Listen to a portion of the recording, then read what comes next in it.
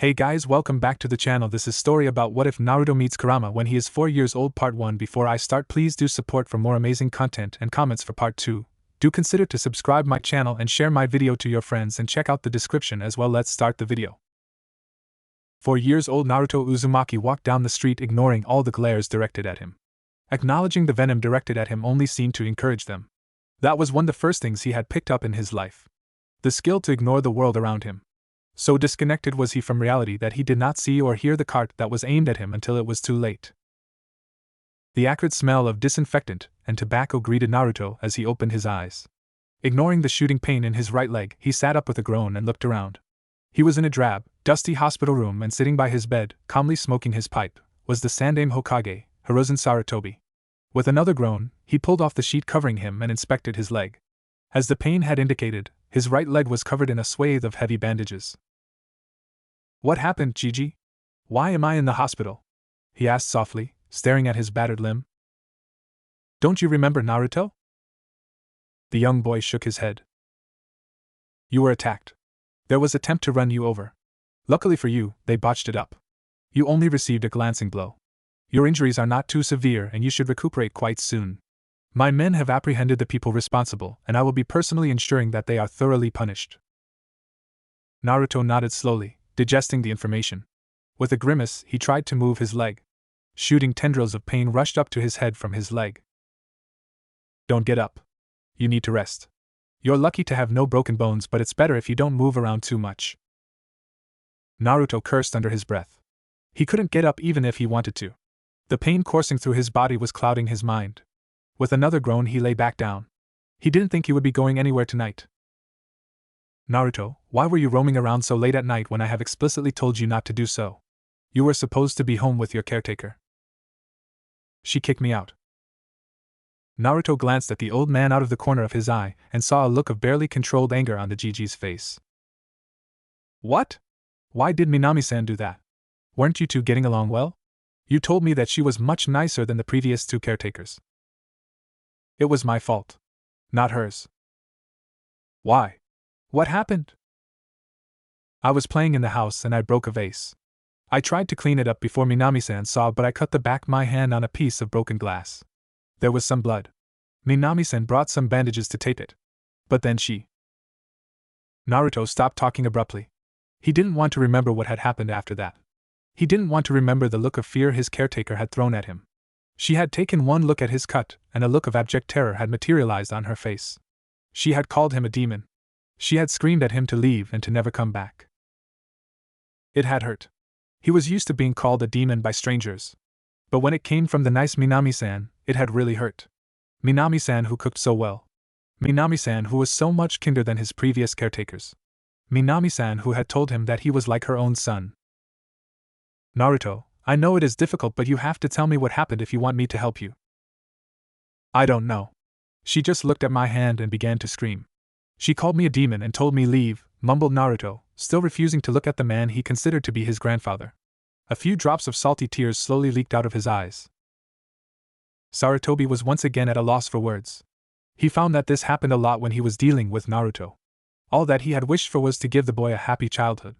A childhood free of hatred and assassination attempts. Given his burden, his life was going to be a difficult one at best.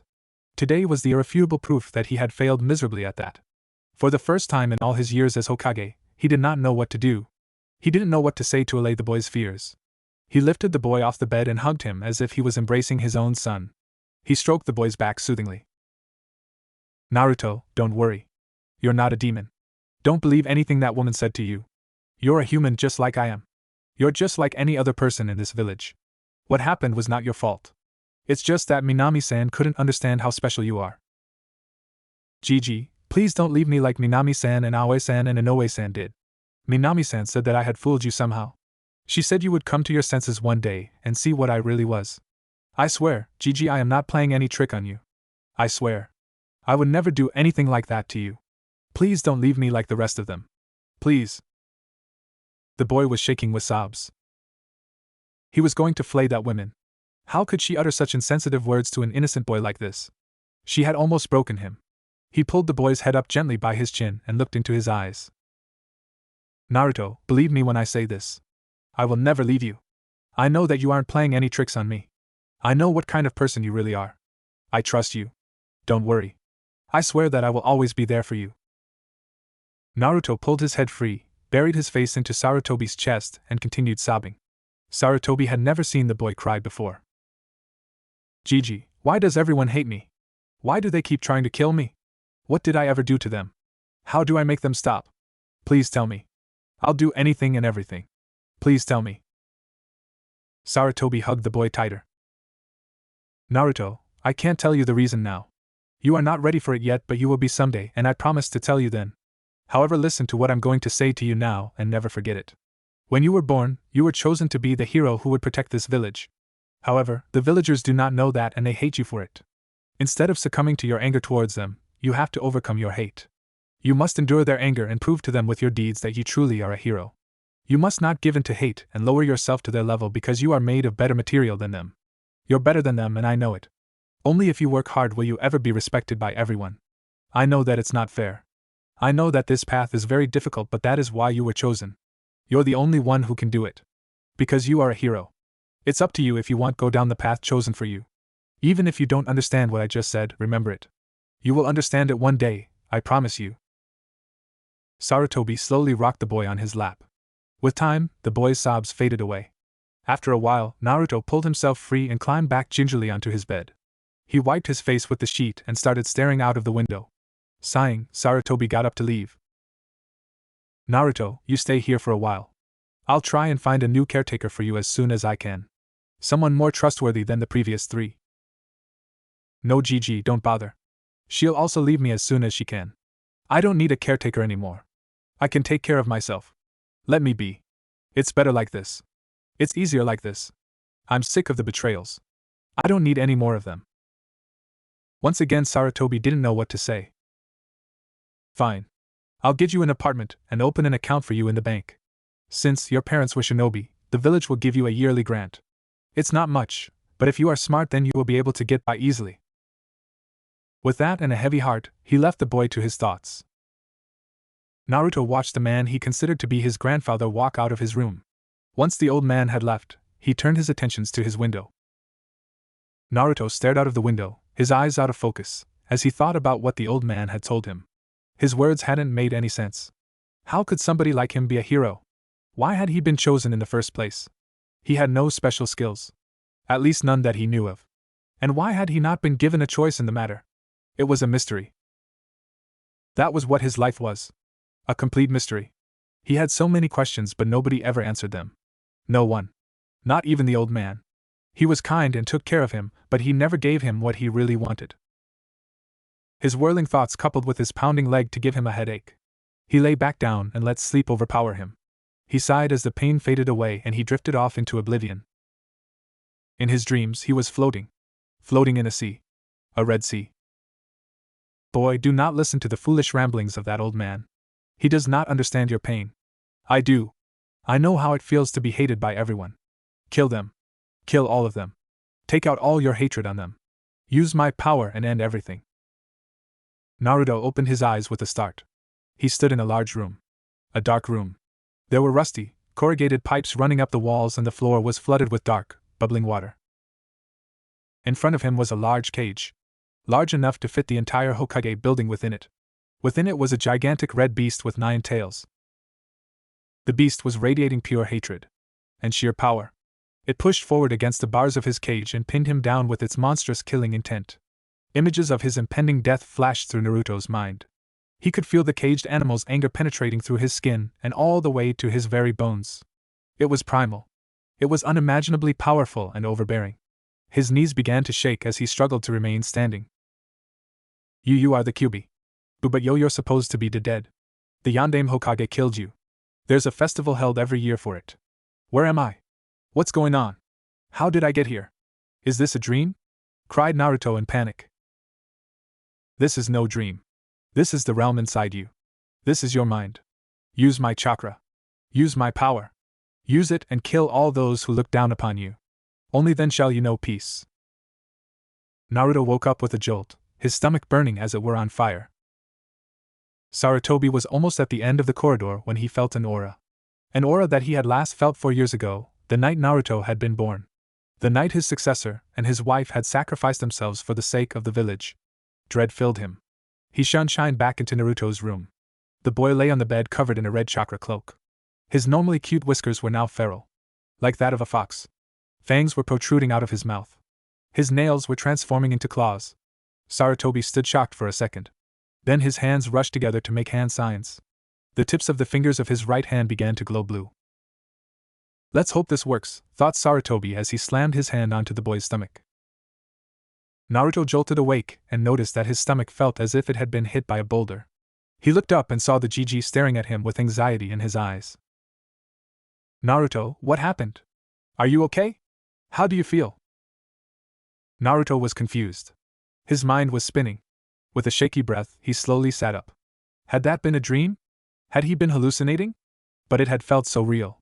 Was the QB really sealed within him? His head pounded with all the possibilities. He needed time to think. He looked up at the old man and was about to open his mouth but was interrupted before he could utter a word. 2 uniformed shinobi burst in through the door before he could answer. Simultaneously, an ANBU operative in a boar mask materialized noiselessly behind the Hokage with a hand on his tanto. Naruto stared at the intruders blankly, his confusion growing every instant. Hokage-sama, I fell, started the ANBU in a toneless, modulated voice but was interrupted before he could say anything more. Yes, I know what you felt, and it has been taken care of. Leave us and do not breathe a word of this to anyone, snapped Sarutobi, his eyes boring into Naruto. At their commander's order, the shinobi vacated the room as quickly and silently as they had entered. Naruto, are you okay? Asked Sarutobi gently. I'm fine, Gigi. Just some sort of weird dream. A dream? Indulge this old man and tell me about this dream of yours. I don't remember anything, lied Naruto. I can never remember my dreams. He could see that the old man didn't believe him. The old man stared at him for a few seconds and then turned around. Get some rest, Naruto. I will come back later to check on you. He watched as the old man walked out, thankful that he hadn't been pressed for an answer. He would have been hard-pressed had that situation arose. He waited for a while to make sure that the old man was really gone. The pain in his leg had receded to a gentle throb. He seemed to have healed up significantly in his short nap. He slowly got off the bed and gingerly stood up. His stomach rolled with nausea and his leg twinged as he put his weight upon it, but both were bearable. He was used to physical discomfort. He opened the window of his room and slipped out. Sarutobi stormed into his office with a vicious look on his face, glaring at the man waiting for him. Explain yourself, he shouted at the top of his voice. The target was a silver-haired ANBU agent in a wolf mask. The man bent down and kneeled as his leader stormed towards him. I gave you this responsibility because I trusted you. I had believed that you would protect your own sensei's son with your life. Yet Naruto is in hospital now. Explain yourself? He roared. The room shook with Sarutobi's anger. I'm sorry, Hokage-sama. He was in the marketplace and I was consigned to the rooftops. I was too slow in noticing the attempt and too far away to stop it. I have failed sensei and I have broken the trust you placed in me. I accept all responsibility for my actions and am ready for any punishment that you see fit to mete out to me. Sarutobi's anger collapsed like a burst bubble and was replaced by deep sadness. Kakashi, Minato never wanted this for his son. He wanted his son to be known as a hero. But I could not keep that promise. Naruto's lineage had to be hidden to protect him. We have both failed in our duty to Minato's memory. I am no better than you. Keep a better watch on him. Do not fail your sensei again. The boy was lucky this time. His luck may not hold the next time somebody makes an attempt on his life. I am grateful, Hokage-sama. This will not happen again. If I may speak freely, sir. You may. Why do you insist on assigning him civilian caretakers? They know nothing about the QB. They think Naruto is the demon himself in human form. Why don't you give him to a shinobi family? There are many who are more than ready to accept the responsibility. He will be safer, and he will be able to meet other children of his age and actually have a normal childhood. No. I have thought about but decided against it. By doing that, I would be compelling him to be a shinobi. That is something I do not want to do. If he wants to become a shinobi, it should be of his own choice. If he chooses to, he may remain a civilian. I will not force him to be a weapon for the village. That is your reason? You consign him to a childhood of hate just because you don't want him to feel compelled to become a shinobi? He is a Jinchuriki and that of the QB no less. He is destined to become a shinobi. Think of who his parents are. Yes. That is true. It is also true that he has been cursed to a difficult life without him having a say in the matter. He will never have a normal life and he will never be given the same opportunities which others will be given. I want to give him the chance to at least decide if he wants to die in a battlefield, or of old age surrounded by family. His trusted shinobi was rendered mute for once. I believe it's time you got back to your duties. If I know him correctly, Naruto must have sneaked out of the hospital already. Without a word, the copy ninja melted away. As soon as he left, Sarutobi called in his secretary. Let it be known that today's attackers have received life imprisonment. If there is another attack on the boy, I will have the perpetrators executed. Hi, Hokage-sama. With a heavy heart, Sarutobi sat down and reached for his hidden stash of sake. He was going to need it when the civilian council arrived and demanded that he overturn his ruling. He thanked his lucky stars that he had placed the boy in an isolated wing of the hospital. If more had sensed the Kyuubi's chakra, he would be facing a riot. Naruto settled himself down on top of the Yandame's head. This was the place he went to whenever he needed to think.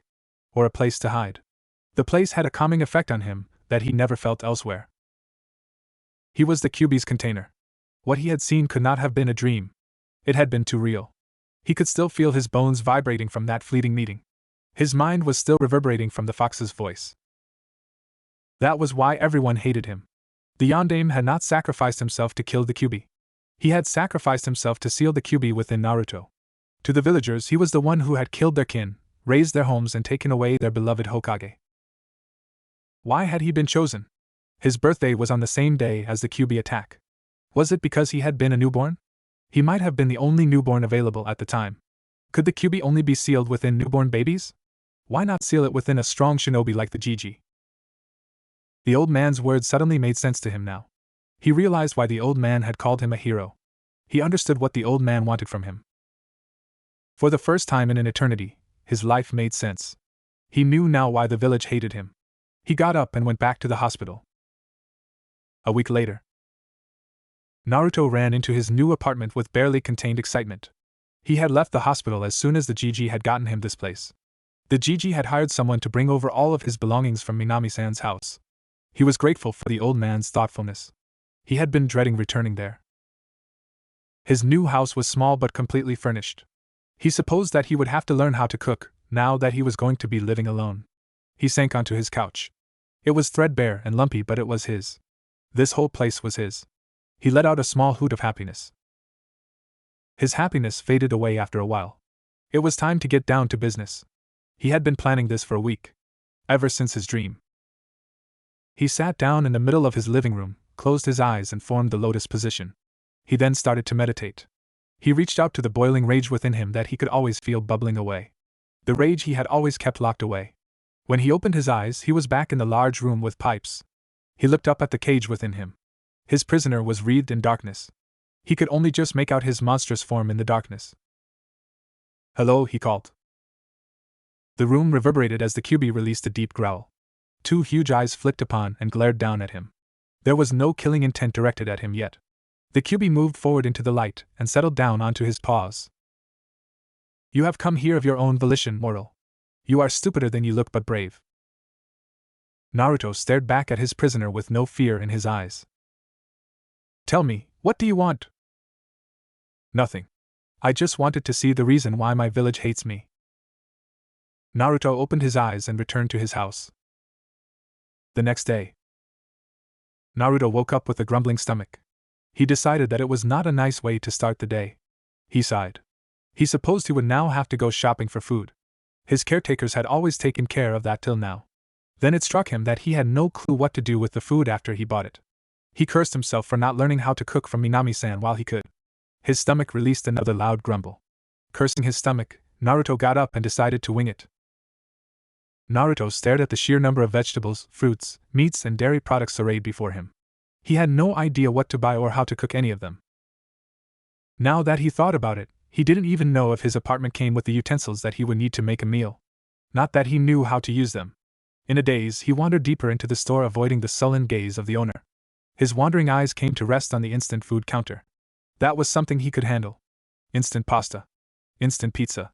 Instant ramen. A quick inspection told him instant ramen was the cheapest. He picked 4 packs and made his way back to the sales counter.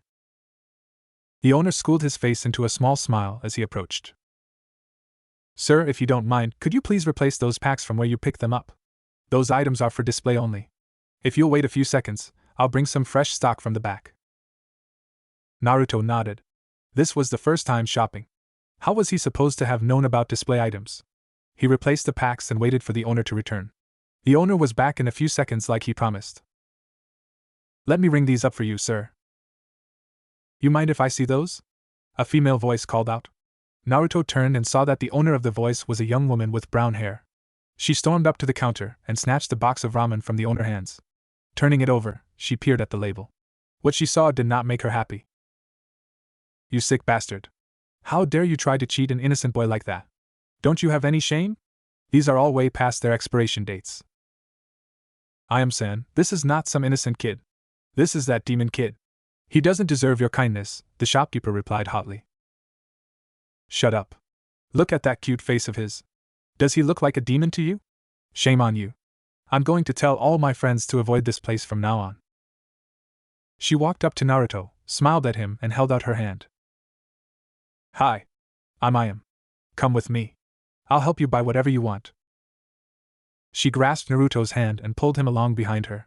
Naruto stared up at the kind lady who had helped him. She had touched him.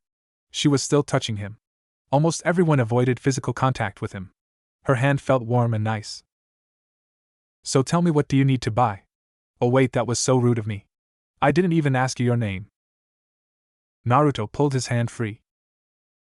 Why are you doing this? Huh? What do you mean? You touched me. Nobody touches me. People run away when I go near them. And you stopped that shopkeeper from cheating me. Why? Ayame frowned down at him. A vein appeared on her forehead. A very angry vein. Young man, do you know how rude that was? I help you out, and you insult me in return? Apologize now. Naruto backed away in fear. The woman looked scary as hell. He guessed that it wasn't a good idea to piss her off. He held up his hands in apology. Sorry, Nechan, he said with trembling knees. I was rude and stupid. Please forgive me. Ayame smiled, her anger disappearing in an instant, and bent down to his height. Just because others aren't nice to you doesn't mean that I have to be the same.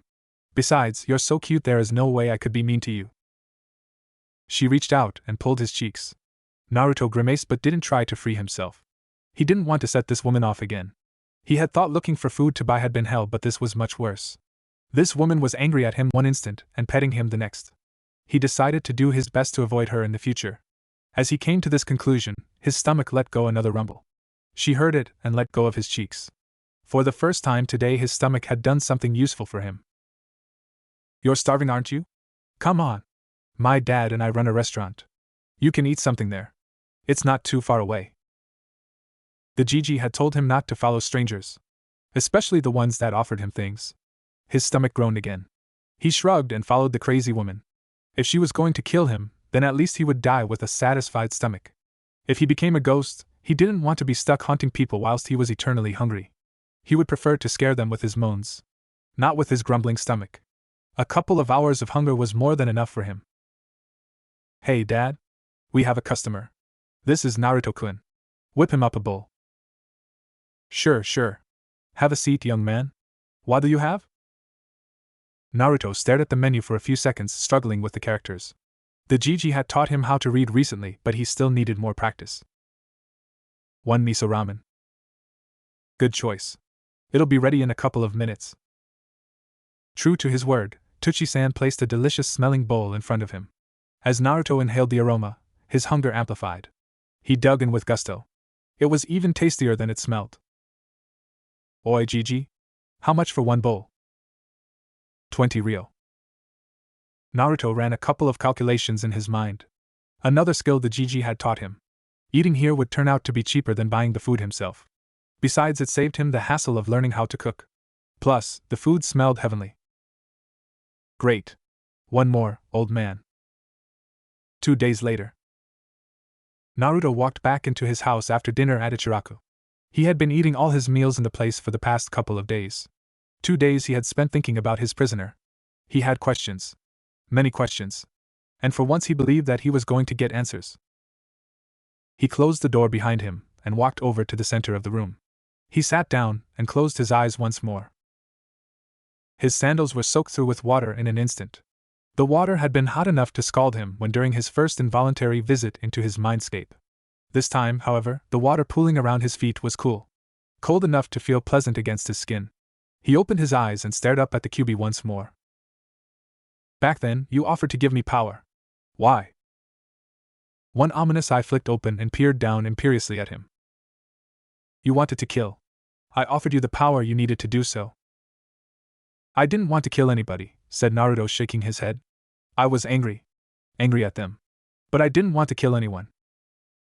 I can sense your emotions, boy. I have been doing so for a long time.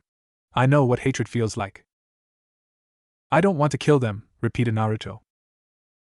Why not? Why do they deserve your mercy? They have tried to kill you on multiple occasions in the past. I've been watching. You have only survived so far because of my healing power. Why save me? Let me die. Then you'd be free. The Kyuubi growled and lifted his head. He opened both his eyes and looked at Naruto. Because if you die, then I die. I see. No, you don't. With time, I will reform. But it is a painful and time-consuming process. Even this sewer is preferable to that. The Kyuubi growled in distaste and settled back down. You didn't answer the question. Why did you try to give me power? The water began to bubble. The temperature in the room shot up in an instant. The Kyuubi's eyes snapped open and glared down at his jailer in fury. I did give you an answer, boy. I do not like being asked to repeating myself. To kill them. But why? The villagers have done nothing to you. The gargantuan beast reared up and roared. Lifting his arm, he took a mighty swipe at his cage, but the bars blocked his attack with ease. He reared back again and charged at the bars. The bars vibrated from the force of the attack but held. With a snarl of rage, the Kyuubi stuck his hand through the bars and clawed at Naruto. The water boiled with a vengeance and began to rise in level. The Kyuubi's huge killing intent was directed at him again. Panic and fear clawed at him. With a huge effort, he held them at bay. You puny humans have imprisoned me in this cage time and time again for no fault of my own. I have been cursed and hated for centuries. Why should I not tear all you mortals apart? For the first time, anger bloomed within Naruto as well. No fault of your own? You attacked us. You killed so many families. You destroyed more than half the village. I have heard the stories and I've seen how much of the village is newly built. He shouted. The Kyuubi's anger seemed to subside. He retreated back into the shadows. His deep voice was much softer when he spoke. I did not attack your village. Lies, screamed Naruto. It's true, boy. When I attacked your village, I was under somebody else's control. More lies. How can anyone control something like you? There is one who can do it. Who? Uchiha Madara, spat the Kyuubi. Naruto had never heard that name before. He would have to read up about this Madara person and find out if he even existed. If this man was powerful enough to control something like the Kyuubi, then he was most definitely famous. He snapped open his eyes and returned to the real world. He was going to have to ask the old man, and he really wasn't in the mood to talk to him anytime soon. Not after he had hidden something like the Kyuubi from him. The next day, Naruto walked into the Sandaime Hokage's office as the mission assignment shift ended. The old man looked up from the note he was reading and smiled at Naruto. Hello, Naruto. How's your new flat coming along? He asked as he got back to reading his note. It's okay, said Naruto as he sat down. Good. Good. What are you doing for meals? I'm managing, replied the boy evasively. I have something to ask. It's about a shinobi.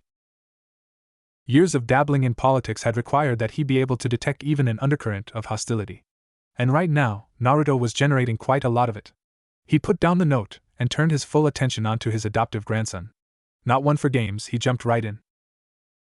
You seem angry? Have I done something wrong? The boy's eyes widened on being caught out. No. I'm not angry. When you lived as long as Sarutobi had, you got quite good at detecting lies as well. Becoming Hokage at an extremely young age had just steepened the learning curve. He now had two options. He could either call Naruto out, or he could let him simmer for a while. The boy would open up to him sooner or later.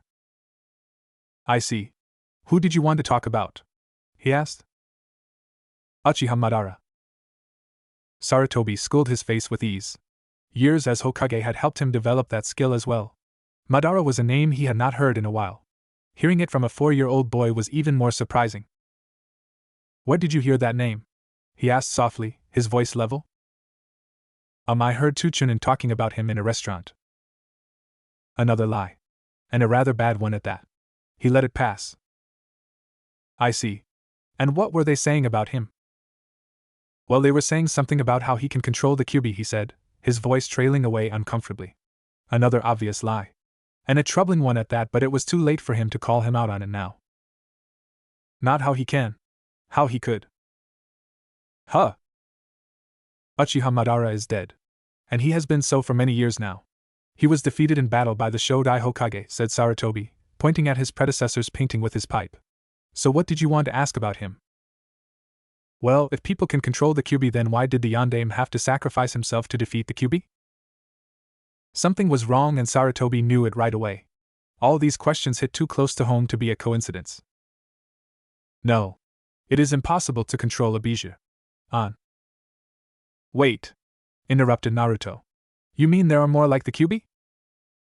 Sarutobi nodded. Yes. There are 9. They range from the Ichibi to the Kyuubi. The boy stared at him, listening raptly. Yes. There are 9, said Sarutobi contemplatively. Anyway, back to your question. It is normally impossible to control a Bijou. However, an extremely few exceptionally talented people have managed to do so over the years. Uchiha Madara was one. The Shodai Hokage was another. He looked up at the ceiling and thought. If you want to know more about them, then you should read the Academy textbook on the history of a shinobi. From what I remember, it has quite an in-depth description of the rivalry between Uchiha Madara and Hashirama-sama. I see. So the Yondaime had no choice. Yes, said the Sandaime gravely. Silence fell upon them for a while. Thanks, Gigi, said Naruto as he jumped off his seat and made to leave. Naruto, called the Sandaime. Be careful who you talk to about this topic. It's quite sensitive. You're welcome to come to me about it whenever you want. Naruto nodded as he left the room. Sarutobi stared at the closed door. The boy was definitely too intelligent for his own good. He was going to have to keep a closer watch. Once the door was closed behind, Naruto's face split into a tiny smile. He was making progress. The old man was definitely suspicious but had given him the information he wanted nevertheless. The next evening, Naruto burst into his flat with a gigantic scowl plastered on his face. He had spent the entire day in the public library reading up on anything and everything he could find on Uchiha Madara. And he hadn't liked what he had found. Uchiha Madara is dead. He has been dead for more than 50 years, he screamed at his prisoner. The Kyuubi released a hot breath of air as he stood up and looked at his jailer. I know. I was there. I saw him die. But the man who wrenched me from your mother had. My mother? What are you talking about? Your mother. My previous host. You were sealed within my mother? Asked a stunned Naruto. Yes. Kushina Uzumaki. Naruto didn't know what to say. The Gigi had told him that his parents had been shinobi. He had been told that his parents had died during the attack of the Kyuubi. He hadn't in his wildest dreams even considered that his mother had been cursed to the same fate as he was. He gasped as he returned to his room, his thoughts in a turmoil and his focus completely shattered. Why hadn't he been told about his mother? Why hadn't the Gigi told him about the Kyuubi? With a growl, he punched himself in the face to control his turbulent thoughts. It didn't help. Confused, he went out into the cool, dark night. He shivered as he walked aimlessly down the street, cursing himself for not wearing something warmer. Why had the old man not told him about the monster within him? Did the old man not trust Naruto? Was he afraid that he would use the power the Kyuubi had offered to kill others? Completely lost in his own thoughts, Naruto walked squarely into another pedestrian, and they both crashed to the floor. With a groan, he cradled his head as he sat up. He had cracked it quite heavily against the pavement. Shaking his head to clear the lights dancing in his eyes, he looked up to see the man he had walked into glaring at him with barely concealed hatred. The man obviously knew who he was. What he was. You fucking bastard. The man snarled at him as they both scrambled up. How dare you attack me like that? Naruto didn't even blink. He was used to others twisting his actions. I'm sorry, he said, bowing his head to the man. I did not see where I was going. He brushed past the man and walked away briskly before he could say anything else. Why? Why stoop your head? You have done nothing wrong. You don't deserve their rejection. Why apologize? Yo. Because if I fight back, then I'm no better than them. Naruto closed his mind to the beast within him and walked until he couldn't walk anymore. 2 days later, Naruto stood in front of a grave with a bunch of flowers in his hand. Bending down, he placed the bouquet on the grave marker and sat down next to it. The flowers had cost him most of his month's allowance. It had taken him 2 days of persistent scouring to find his mother's grave. Hello, mother, he said, staring at the inscription. You probably don't recognize me, but I'm your son, Naruto. He paused for a while. I came to talk to you, you know. I guess that you might have wanted to know that I was doing okay. I'm fine, I guess. The Gigi got me a new flat last week. It's small, but I like it. It's just me in there and I like it that way. I'm 4 years old now. Should have told you that first, I guess. Only 3 to 4 attempts on my life in 4 years. So I guess it's been an okay 4 years for me, he said bitterly. He sighed as he stood up. That was sarcasm, in case you didn't realize. I don't even know whether you appreciate sarcasm or not. I guess that I'm never going to find out, he called over his shoulder as he walked home. A week later. It was raining very heavily as Naruto walked down the line of gravestones. Hello, mother, he said as he placed the drenched bouquet on the grave marker. Hope you don't mind wet flowers. I picked them myself. Can't afford to buy them again. I don't have an umbrella, so there's nothing I could do about it, he said as he brushed his wet hair out of his eyes. I just ate at Ichiraku's. They sell really awesome ramen there. Tuchi-san, the owner, is really nice. Not like the other villagers. He gives me a couple of free bowls every week. Says that I'm his best customer. I have to be his best customer since I eat there every day, he laughed.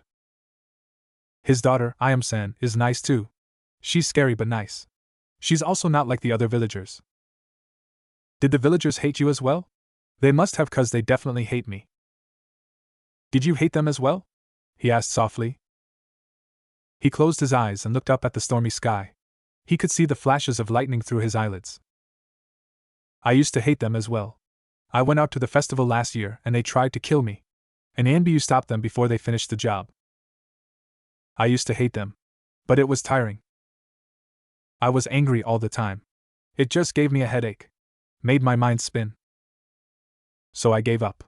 Stopped caring about them. Made everything easier. What did you do? Did you try to kill them? Did the Kyuubi offer you his power as well? He sighed. Every time I come here, I curse myself for talking to a dead person. Someone who can't talk back to me. Every time I go home, I get lonely. So I end up coming here. You must have had people to talk to. A father. A mother.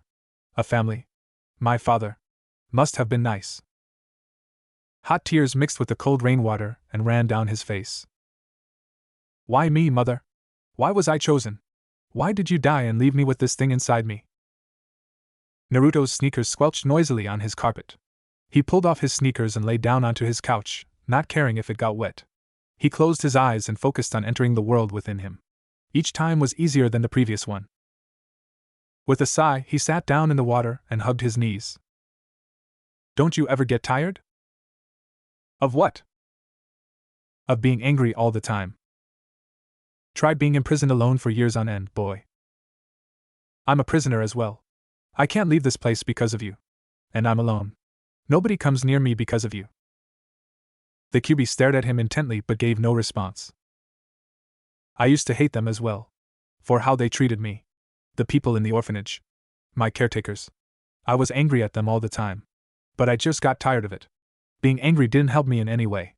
It didn't make my life suck any less. It just made my head hurt. So I stopped. I stopped caring. Why are you telling me all this? You're the only person who I can talk to, you know. You're not just imprisoned with me. Both of us are imprisoned together in this village. The Kyuubi rose on his haunches and stared silently at Naruto. You're a strange one, boy. No one has ever talked to me before. Not your mother. Not the one before her. Huh, said Naruto, lifting his head from between his knees. You're lonely as well, are you? He laughed softly. Ironic, isn't it? The room reverberated as the Kyuubi's chest rumbled with laughter. Not ironic, boy. Sad. Laughably sad. They stared silently at each other for a while. Uchiha Madara. He was killed long ago. You lied to me. I did not lie to you. I saw Madara die with my own eyes. I was there when he fought the Shodai Hokage. But the man who pulled me out from your mother. I did not see his face, but he had the same chakra as Madara. The same malevolence. Why should I believe you? I am placing no compulsion on you to accept my words. I'm simply telling you the truth. It is up to you if you want to believe it. I can offer evidence if you need persuasion. The Kyuubi stood up, pushed his fist through the bars of his cage and held it out to Naruto. Naruto stared at the fist with a blank expression on his face. Then he stood up and started walking slowly towards the Kyuubi. Aren't you afraid that I'll kill you if you come any closer? You could. But I'm willing to take the risk. I'm curious about this evidence you want to show me. You trust the word of a stranger so easily? You're naive, boy. You'll die easily in this world. Naruto shrugged. The last time you tried to kill me, the water was boiling. It almost burned my skin off, he said, gesturing at the water as he walked. Look at how calm it is right now. Somehow I get the feeling that if you wanted to kill me, I know. He lifted his fist and pressed it against the Kyuubi's fist. You're lucky, boy. If you had come this close yesterday, I would have shredded you. Today I'm curious to see how you react. A rush of images and sounds flooded Naruto's mind. The image of a red eye. A red eye with 3 tomo. The eye began to spin. A masked man with a red eye. Loss of control. A beautiful woman with red hair. The Kyuubi trying to kill the woman. A man with blonde, spiky hair just like his. A man who looked just like the Yondaime Hokage's statue. The village. The Kyuubi attacking the village. The Gigi fighting back. Freedom from the control. Confusion and a boiling anger. A huge black ball of energy. A giant toad. A huge explosion. The man and the woman again. A newborn baby. A baby with blonde hair. A giant claw impaling the man and the woman. The woman's last words to her baby.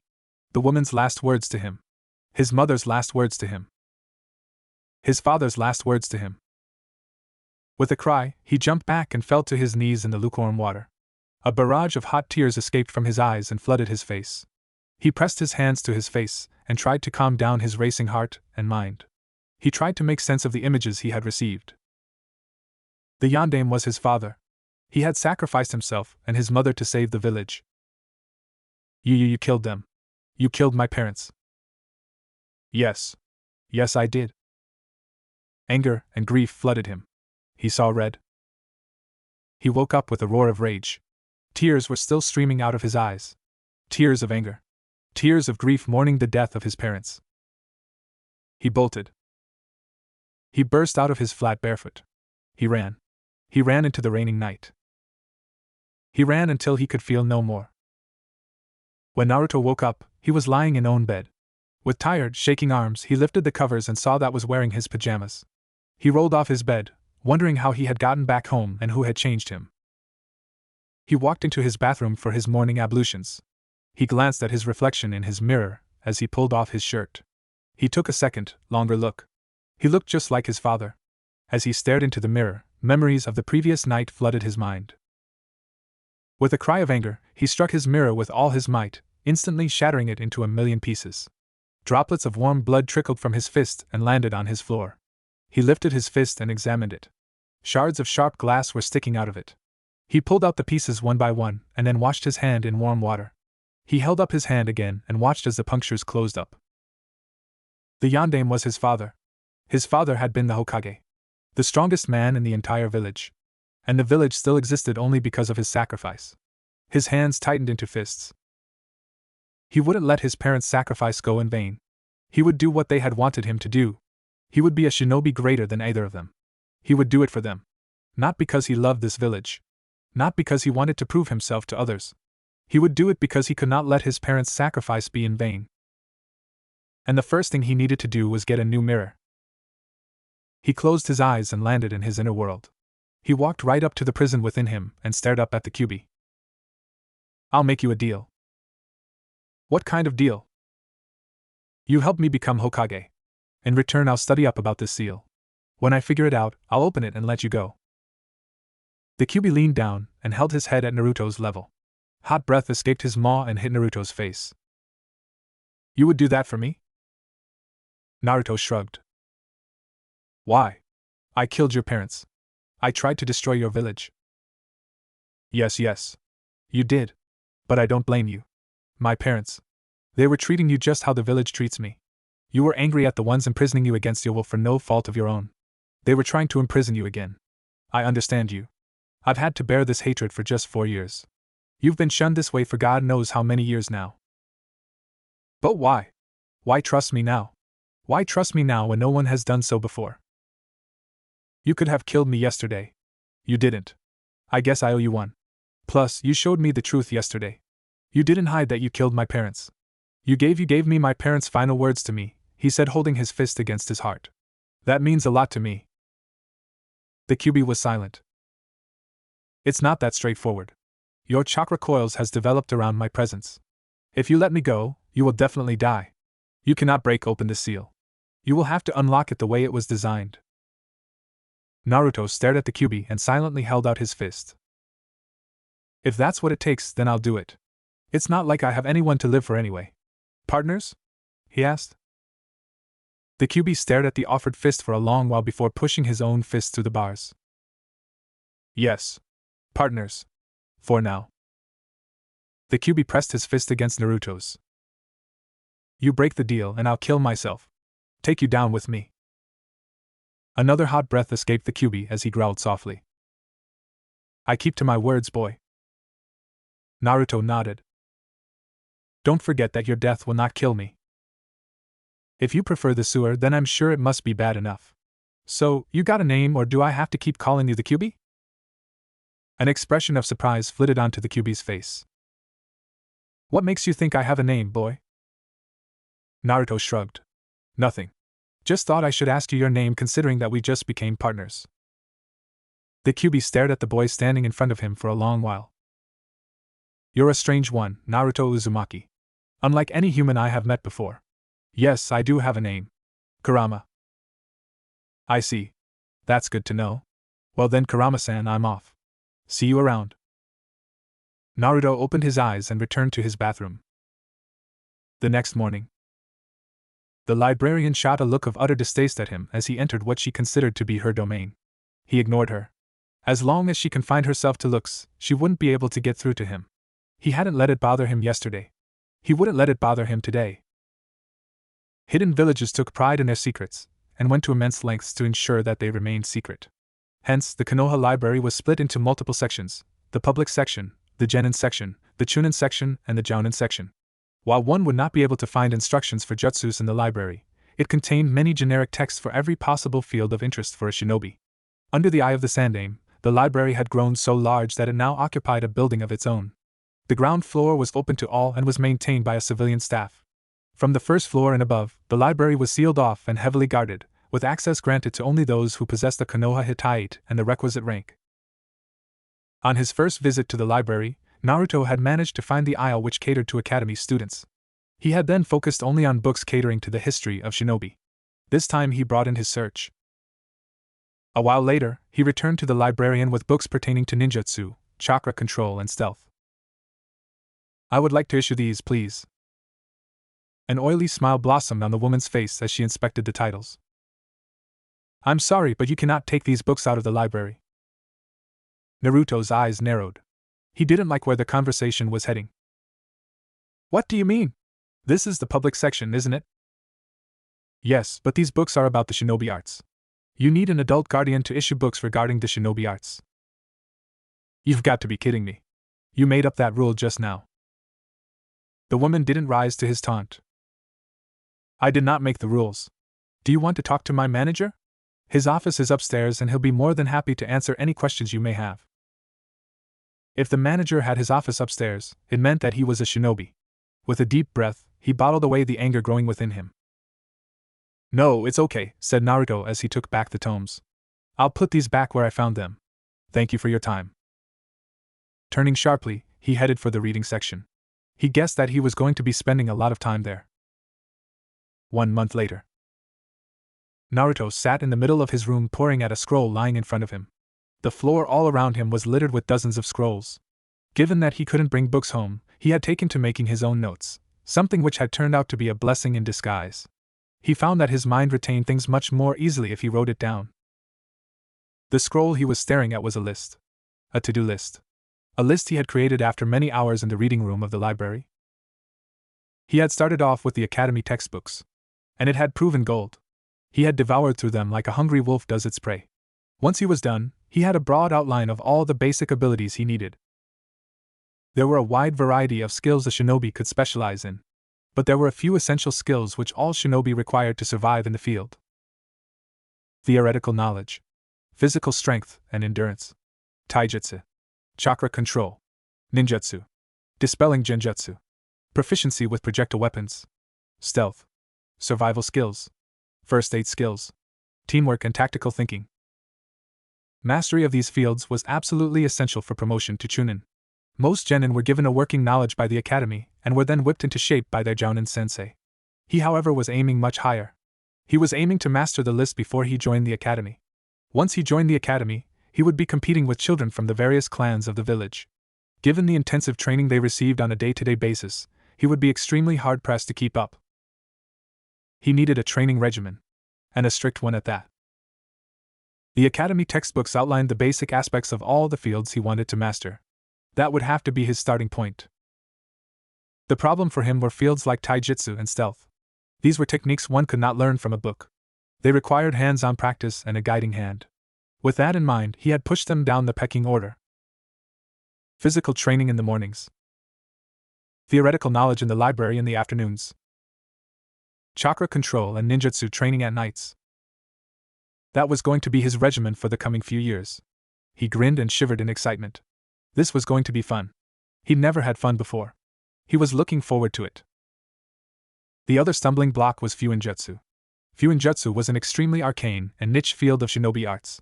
Most of the texts he had read had vaguely mentioned Fuinjutsu in passing, but try as he might, he could not find a single book which focused on it. At least not in the public section. He would somehow need access to the Chunin or the Jounin sections. Hoodwinking shinobi guards was something he was light years away from. With a sigh, he consigned it to the future as well. 3 weeks later. It was night time and Naruto Uzumaki leaned panting against the trunk of a tree. He was currently in a clearing in the forest which surrounded the village. A large number of leaves lay scattered around him. He was training his chakra control. Chakra was the resulting energy formed due to the mixing of physical energy and spiritual energy. The physical energy was collected from the body's cells and could be increased by improving one's physical endurance and strength. Spiritual energy was derived from the mind's consciousness and could be increased by meditation and through experience. Every living being innately created a small amount of chakra and let it flow through their body's chakra regulatory system. Shinobi, on the other hand, could, by training, mold additional amounts of chakra by forcibly mixing their physical and spiritual energies. The additional chakra flowing through the chakra network could be released through the many tenkatsu located on their bodies to perform ninjutsu and other similar techniques. In time and with experience, the amount of chakra flowing innately through a shinobi's chakra network increases, and it could be used to make a rough estimate of the total chakra possessed by the shinobi. The academy network had outlined leaf concentration, tree climbing and water walking as the basic chakra control exercises. After 2 weeks of consistent effort, Naruto had finally managed to successfully complete the first exercise. The task had been to stick a leaf to his forehead with the help of chakra. It was an extremely simple technique which most shinobi could perform even in their sleep. For a 4-year-old boy who had never molded chakra before, it had been a Herculean task at first. Just molding chakra successfully had taken him about a week. Focusing the molded chakra to the tenketsu on his palms so as to release it had eaten away another week. Modulating the amount of chakra he used had taken away the rest of the time. If he used too less, then the leaf fell away when he flipped his palm. If he used too much, the leaf folded unto itself and disintegrated spontaneously. Raising an exhausted arm, he wiped the sweat off his face with his sleeve. With a sigh of exhaustion, he closed his eyes and let his arm fall. He took deep breaths and waited for the tremors of exhaustion to subside. From what he had read, he believed that he had a mild case of chakra exhaustion. He wouldn't be moving for a couple of hours. In a few minutes, however, he felt the strength return to his body and his eyes snapped open in shock. The book had categorically stated that the symptoms of mild chakra exhaustion lasted for a minimum of 2 hours. He opened his mind to his new partner. The book I read said that mild chakra exhaustion lasted for a couple of hours and that I would not be able to move until it passed. It's hardly been 10 minutes and I feel better already. Yes. That is because of my chakra. Your chakra? Yes. The 8 trigam seal which the Yondaime used on me innately steals a tiny bit of my chakra and channels it into your chakra network. My chakra is much more potent and powerful than you humans. It is what gives you your accelerated healing and your stamina. You mean other people don't heal this fast? No. You humans have a pathetically slow rate of healing. Takes weeks and even months sometimes. I see. I did not know that. Naruto silently contemplated the words of Kurama for a while. Cut it off. What? Cut it off. That bit of chakra you give me. Cut it off. If I may ask why? I need to build up my skills on my own.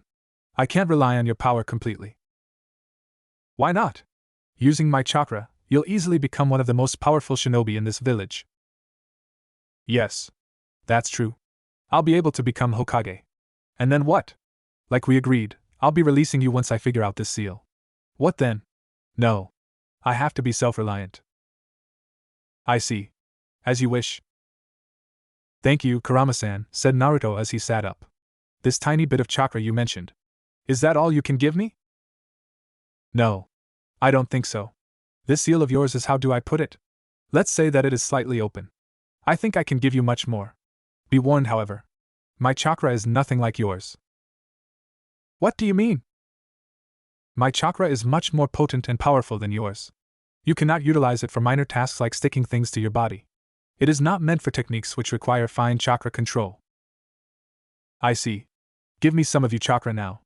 I want to see if I can control it like I control my own chakra. Are you sure that's a good idea? There is a man who is watching you right now. We do not know how he will react to my chakra. There's someone watching me? Yes.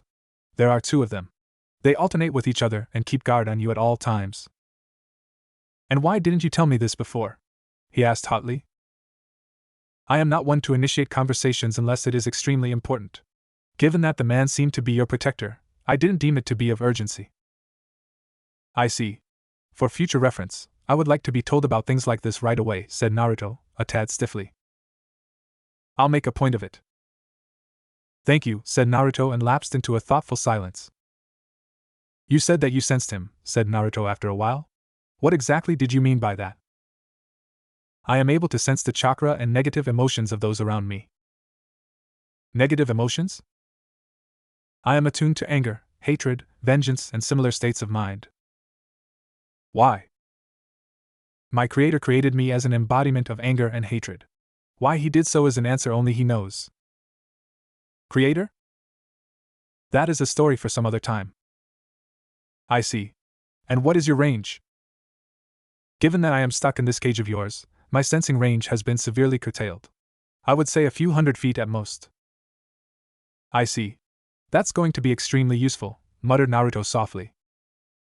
The next day. Naruto's eyes flicked open just as his alarm was about to go off. In a flash, he disabled it before it could let loose its jarring tone.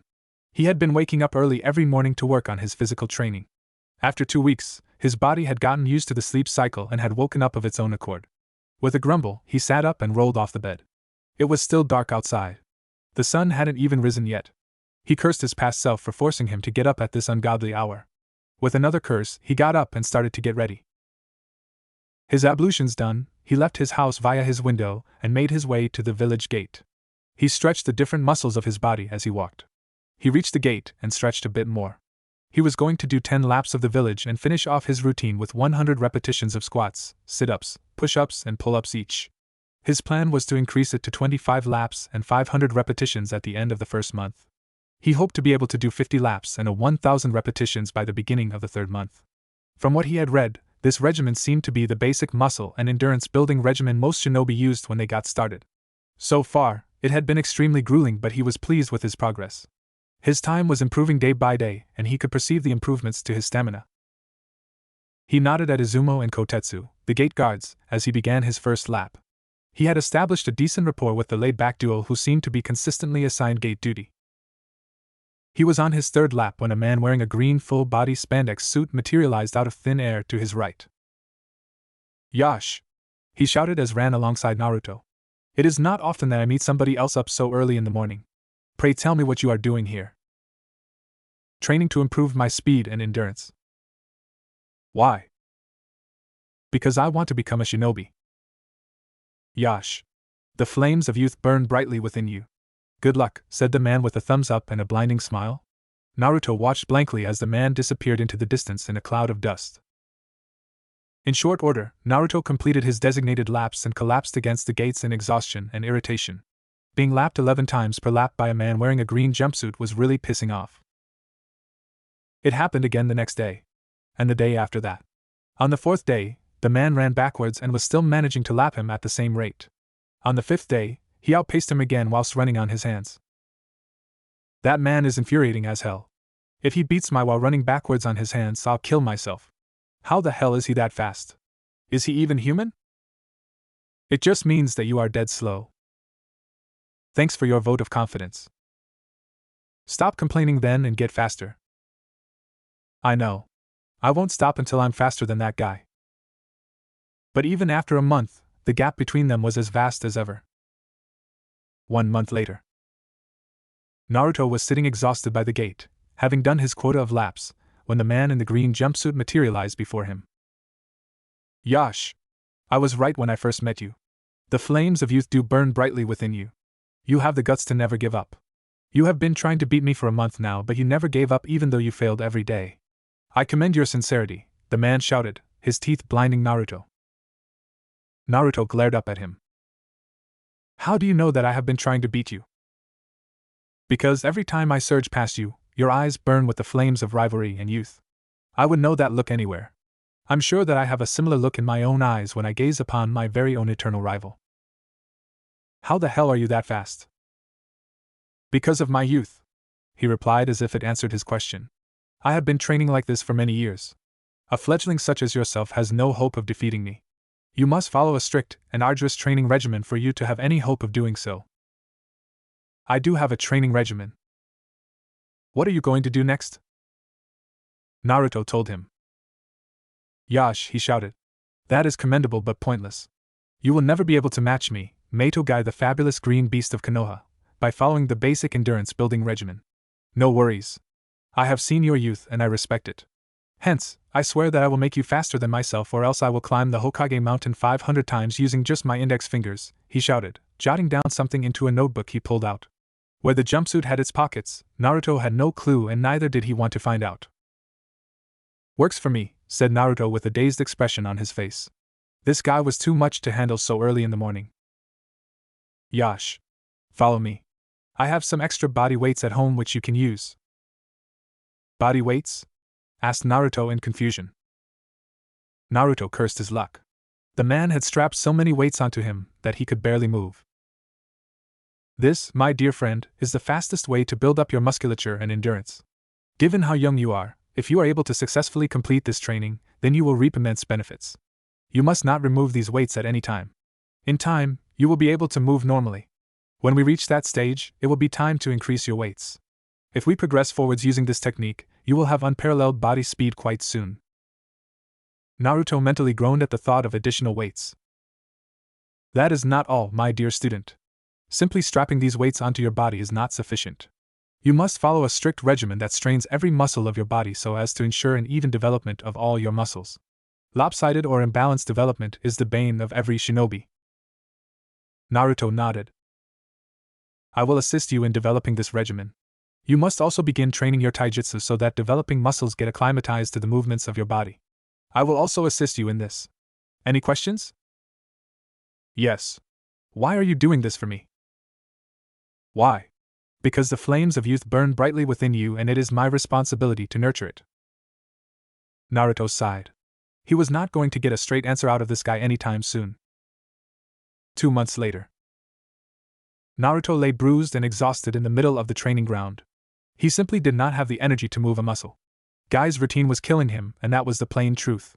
It was a struggle just to complete the laps around Konoha. A Herculean struggle.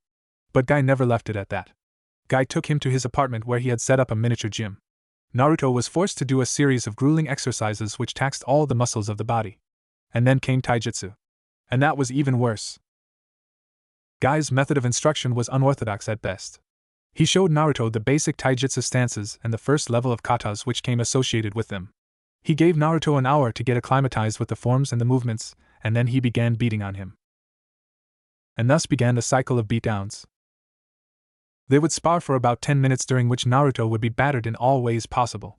He would then be given a short break in which all his mistakes were pointed out. And then they began all over again.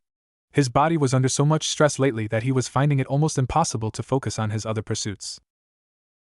"Sensei," called Naruto from his prone position. "Yes?" replied Guy as he continued his last set of push-ups. "Why do you train so hard?" "What do you mean?" "You've already made jounin. You don't need to work this hard just to maintain your skills. Why do you do it?" Guy continued his push-ups for a while. With an almost inaudible groan, he eased out and sat down. "I have many reasons," he said softly, causing Naruto to sit up in a hurry. This was the first time he was getting to see Guy's serious side, and he didn't want to miss it. The man hid it quite well, but Naruto was sure that he was highly intelligent. The main one being to protect this village. This village is my home, and I'll do anything to protect it. And to do that I have to be stronger. And to get stronger, I need to train. "I see," nodded Naruto. "You said you had many reasons?" "Yes. There is one who I consider to be my rival. While he may not be as fast or strong as I am, he is highly intelligent, and he uses that to win his battles. I strive to be stronger than him, and I hope that he does the same." "What's his name?" "Hatake Kakashi. He is a jounin like me." Naruto nodded, though he had never heard of the man. "There is one more reason," said Guy almost imperceptibly after a long pause. "I don't know how to do anything else." With a grunt, Guy got up and turned towards the village. "Try not to emulate that part of me," he said softly. 1 week later. Naruto cursed under his breath. This was the third shop he had been turned away from. How was he going to buy a pair of swords if the guys selling them refused to cater to him? The reason for buying swords was simple. Given his size and build, he would face a heavy disadvantage in terms of range and power if he ever faced down an adult opponent, something which his spars with Guy made painfully obvious. It had been Guy's suggestion that he should specialize in a weapon to overcome that disadvantage, and Naruto had agreed. He had toyed with multiple weapons before settling on katanas. Kenjutsu was simple, straightforward, and deadly, a concept which resonated with the way Naruto wanted to fight. Guy considered himself to be an aficionado for the various forms and styles of Taijutsu, and its variants, and collected information regarding them in his free time. As such, he had many scrolls on Kenjutsu in his collection which he offered for Naruto's inspection. It was after going through these scrolls that Naruto had decided upon a two-sword style. This style was rarer than a single-sword style, and hence he had more chances of gaining an advantage over enemies who hadn't faced similar opponents before. Guy also claimed to be reasonably proficient in the utilization of blades and promised to assist as much as he could. Now all he needed to do was to buy 2 swords. And that's where he had hit a dead end. He had been turned away by the 3 weapon shops he had visited. A bell tinkled as he entered the next shop. If this shop thwarted him as well, he would need Guy's help. A girl of his age emerged from a door at the back and looked askance at him. She was wearing a yukata and had her hair done up in 2 buns. "What do you want? Are you lost or something?" "No. I need to buy some weapons." "Don't joke around, kid. Get out of here before my dad comes." "Don't call me kid," said Naruto hotly. "You're just barely older than me yourself. And I do want to buy weapons. Look, I even have money," he said, holding up his coin purse. "Where are your parents?" "Don't have any." The girl looked at him with an odd expression and then turned around. "Wait here. I'll get my dad. Don't touch anything," she called. She disappeared through the door and reappeared in a few minutes with a hulking giant of a man. "My daughter says that you want to make a purchase," he stated gruffly. "Yes. I would like to buy a standard set of shuriken and kunai," said Naruto, craning his neck to look up at the man. "I also need 2 katanas. Do you have any for my height?" The man rummaged beneath the counter for a second and placed 2 small boxes on the table. "Here you go. As for the swords, I do have some of your size, but not too many. You won't have much a choice." "I don't mind. Let me see them." "Tenten, go fetch the swords." The girl brought out a large box from the back room. Naruto opened it and started inspecting the balance of the swords one by one. Guy had told him how to test the balance of a sword and decide whether it suited his build or not. The man leaned down and picked one out. "Try this," he said gruffly. Naruto took the proffered blade and instantly knew it was the right one for him. It felt like an extension of his arm. "This is perfect. You have another one like this?" he asked hopefully. The man rummaged about in the box and eventually pulled out a twin blade. "Thanks. This is brilliant. How much?" asked Naruto, taking a couple of practice swings. In short order, Naruto paid for them and made to leave the shop. He was just leaving when the girl cried out, "Hey!" He turned around. "If you ever need somebody to spar with those swords, then I'll be glad to help." "Thanks. I appreciate that. I'm Naruto, by the way." "I'm Tenten," she smiled. "Thanks again and see you around." He left the shop grinning like a fox. He was completely broke but extremely happy. 2 months later. Hiruzen Sarutobi was sitting on his office, smoking his pipe and trying to catch up with his paperwork when his secretary burst in. "Hokage-sama, Ferret is here to see you. He says it's urgent," she cried. "Send him in." She nodded and left in a brisk walk. Sarutobi nodded as the ANBU operative codenamed Ferret walked in. The ANBU took her position and bowed low. "There seems to have been a break-in into your private library, Hokage-sama." Impassive as always, Sarutobi pulled out his pipe and asked, "Are you sure? How did they get past the barriers?" "We don't know, sir. The barriers are still active and haven't been punctured." "Sightings?" "None." "Scent?" "Pepper trail." The Inuzuka Niken were quite agitated. "Were the guards incapacitated?" "No, Hokage-sama." "What has been stolen?" "We believe nothing. We're still in the process of cross-checking all the catalogs, but that's what the initial estimates seem to indicate." "Nothing?" "Nothing. If no one saw him or sensed him and nothing was taken, how do we even know that there was a break-in?" "Well, the perpetrator left behind a note saying I was here." "Have you had that analyzed?" "Written with his inferior hand. Very shaky. Ran it for matches and records. Nothing. The paper and pen used are both easily available everywhere." "Any we don't know how he got past the barriers?" Ferret shook her head. "Well then, nothing else can be done except to improve our defenses. Inform the clans about this. The perpetrator might strike again." "Hi, Hokage-sama." "The perpetrator must have very skilled to have managed it, but why leave that note? Why bring attention to his escapades?" Sarutobi didn't know. "The previous night." "You sure are lucky that you have me around. You would never have managed this otherwise." I know. I already thanked you. Stop showing off." "I was not showing off. I was just reminding you of my contribution." "Yo." Yeah. I know. I owe you one. I got it. Now shut up and keep sensing. Be polite or I might even let you get caught." "If I get caught, I'm screwed," muttered Naruto as he lurked in the shadows, waiting for the patrolling guards to walk past his position. "Calm down. You have me. It's highly unlikely that you'll get caught at his stage. Doesn't hurt to be careful. He is called the professor for a reason," said Naruto as the patrolling Chunin walked by. Putting on a burst of speed, Naruto ran forwards. He had abandoned his training weights for this excursions, and his body felt amazingly light and fast. "Where's the access point?" "Third door to the left." The Hokage's library was housed in the basement of the Hokage building. Created by the Shodaime Hokage, it was used to store forbidden books and techniques along with other materials which the reigning Hokage felt is unsuitable for public consumption. The library was guarded by a number of roving guards running in random patrols and an ANBU-level barrier with a single access point. An access point whose location even the Chunin guards were not aware of. An access point which Kurama could sense. All barriers require chakra to remain active. However, ordinary sensory ninja cannot sense the chakra flowing through the barrier. Only extremely talented sensors are able to sense and locate barriers. Kurama was no ordinary sensor. Kurama could even sense negative emotions, something which almost no human sensor could do.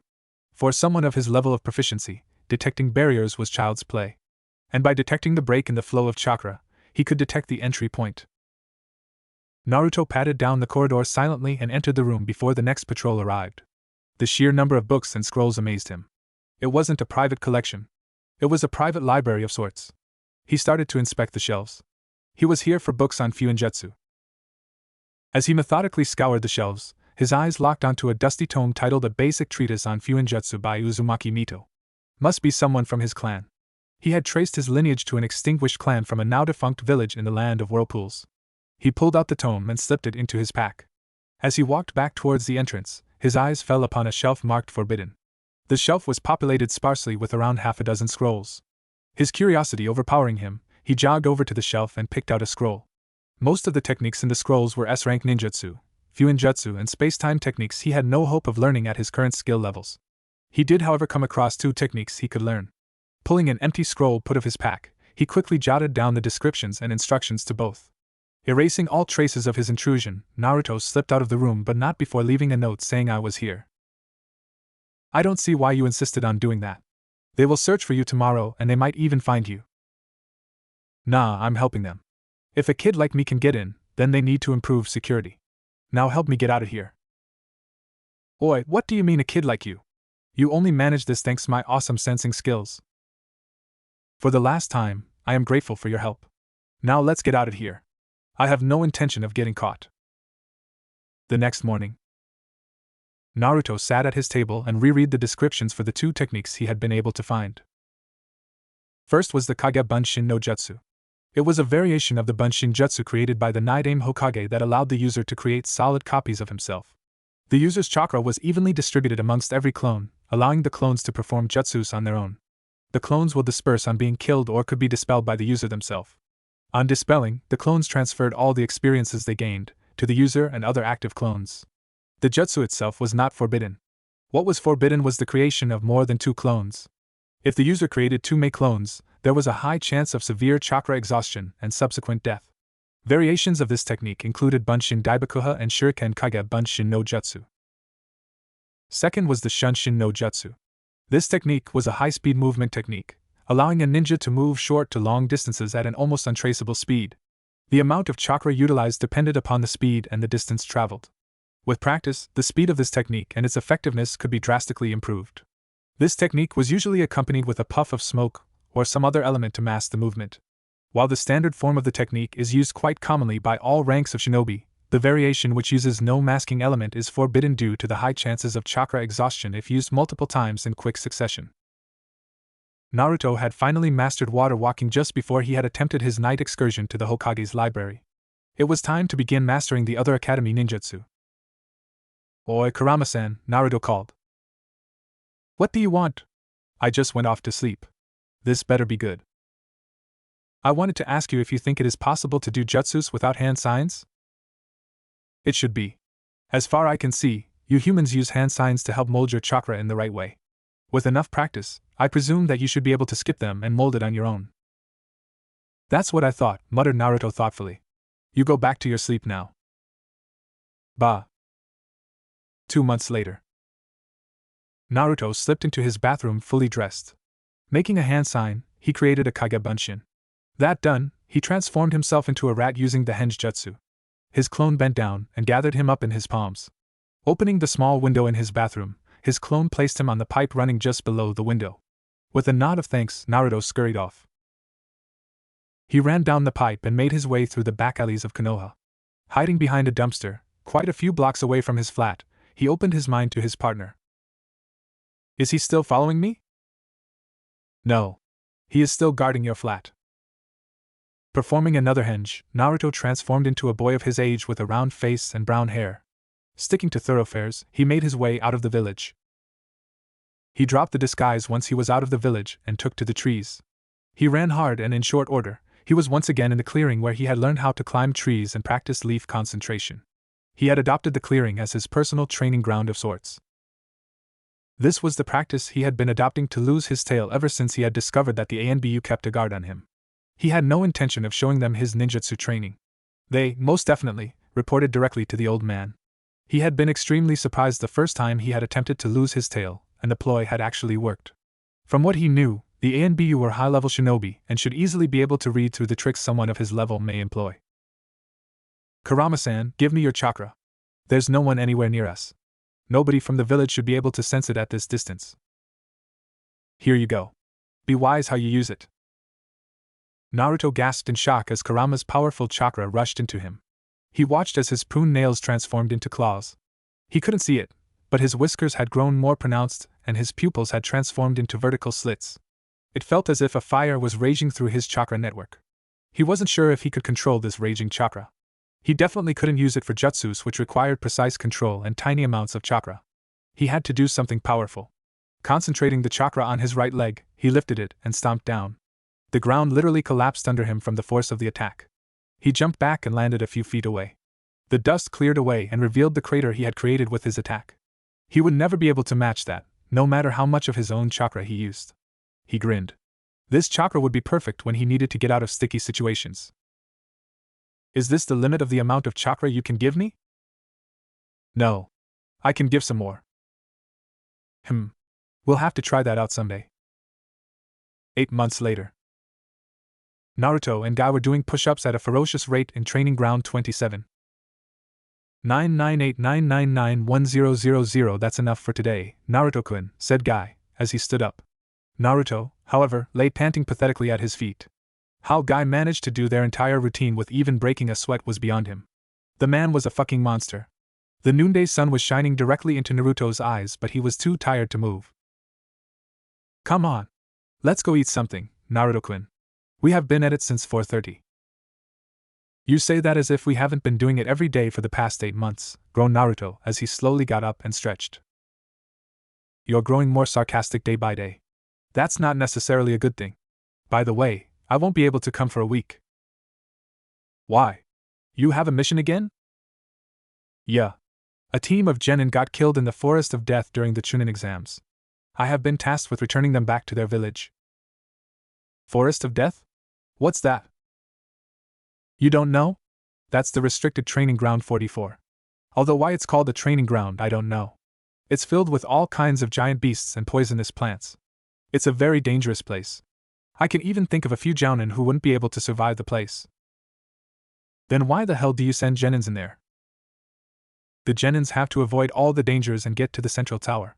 That, in itself, is not too difficult. That's doable. Most of the animals leave you alone if you don't bother them. What I meant earlier was that even jounins would be hard-pressed to survive if they took the beasts head-on. That is, of course, assuming the fact that they don't resort to ninjutsu. Naruto was excited. Very excited. This sounded like the perfect place to test out his swordsmanship. The fastest way to improve was to survive a life-or-death situation. He would definitely face that in the Forest of Death, if it was anything like what Guy-sensei said it was. His face split into a devious grin. Or why are you smiling like that, Naruto-kun? I don't like it. You aren't thinking of going into the Forest of Death, are you? I forbid it. Naruto schooled his features into an innocent look. Thank God Guy-sensei was so gullible. No. No. Of course not. I'm not stupid, you know.